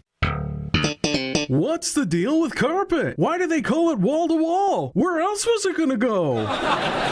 No matter what flooring you need, the experienced local team at Flooring Superstore can help you find the right fit for your home and your budget. Whether it's hardwood, laminate, carpet, tile, vinyl, linoleum, artificial turf, floors for gyms, they've got it all. You will never be even, Steven. Flooring Superstore. Quality floor covering at the best price. FlooringSuperstoreRegina.ca. It's time for the Sports Ticker, brought to you by Steelcraft Doors Regina, made in Western Canada for Western Canadians. Tonight in the CFL, Winnipeg, who we're cheering for, is in Edmonton against the Elks. We're cheering for them against our wishes. Jays are at the Yankees. They are through one. I believe they're scoreless. Last time I looked up at the big screen. Jays are a half game out of the wild card spot as of today. And Sunday, I like to bring this up, the Regina Thunder host the Winnipeg Rifles. That goes at Leibel Field Sunday afternoon. 0-0 after 1. Thank you. Scoreless after 1. That is your sports ticker for Steelcraft Doors. Made in Western Canada for Western Canada. Check out their giant showroom on Park Street, just off Victoria Avenue here in Regina. Steelcraft Doors. Fantastic garage doors. Fantastic garage doors. Nice. It has been a pretty special day today. We've had our hot takes come in. Jay-Z, the Blueprint 3, the real Damon, that was his choice. Okay. That's one of his top games. Albums, sorry. Yes. Go Lions Go, says Dion in Regina. Nice. Thanks. Eat it. Metallica, Master of Puppets. Yeah. That's for sure. Metallica's in there. Yeah. Marengo is a tropical hotspot of the prairies. Mayor Travis McKillop. Nice. Yeah. And Travis had a good hot take. Yep. With Sales taking one back to the house for 6.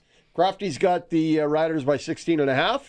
You can't find that line anywhere else. Apparently, Jeffy in Calgary says, I'm an irrational Rider fan. Jeffy, I just bleed green. Yeah. And You're just as rational as they come. Yeah, and Jeffy, I think you're just as irrational as I am as a Stamps fan. So, I'll take that as a compliment from you as a fellow CFL aficionado. Sportscage poll today. We want your midseason grade for the Riders offense.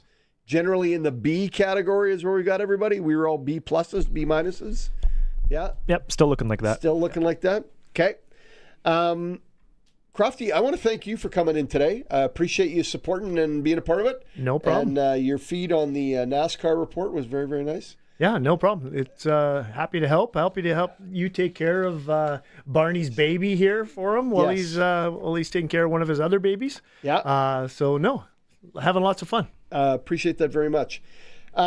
Sunday, Riders in BC. What time's the broadcast start on CKRM? 5 p.m. No, that's the game. What's the pregame show? Oh, 2 p.m. Thank The you. pregame show. Yeah, the pregame show's at 2. What is it called? Countdown to kickoff. Brought to you by Crofty Electric. I think it's by Crofty Electric. Got to get those plugs in. Nicely done. Thanks. Yeah. Countdown to kickoff at 2.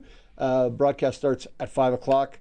Riders at BC Place. You've got 16.5. The actual line that we saw on Sports Select's 1.5.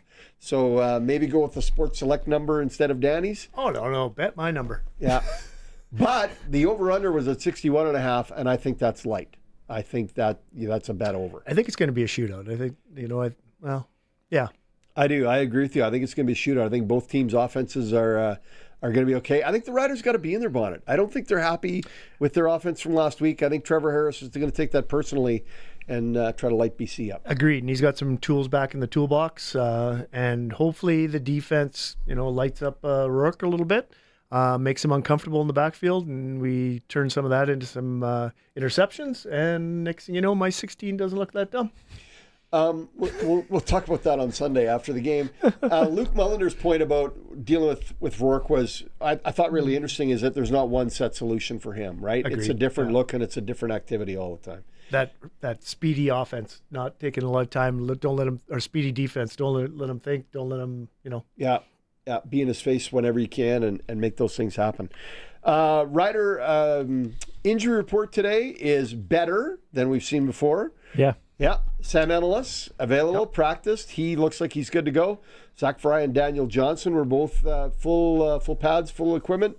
They're ready to go. James Letcher Jr. could be in the lineup, and Ali Saad could be added as well. Quali Connolly was listed at 95%. That's what I was told, yeah. The last report we had. Yeah. While we were talking Rider Broadcast Network, I remembered we still got another tease for Barney's Behind the Face Mask. Oh, we don't want to miss out on Barney's Behind the Face Mask. Yeah, so this one's about video games, is it not? Yeah, so he was talking with Mike Rose again, and video games and Madden, yeah. All right.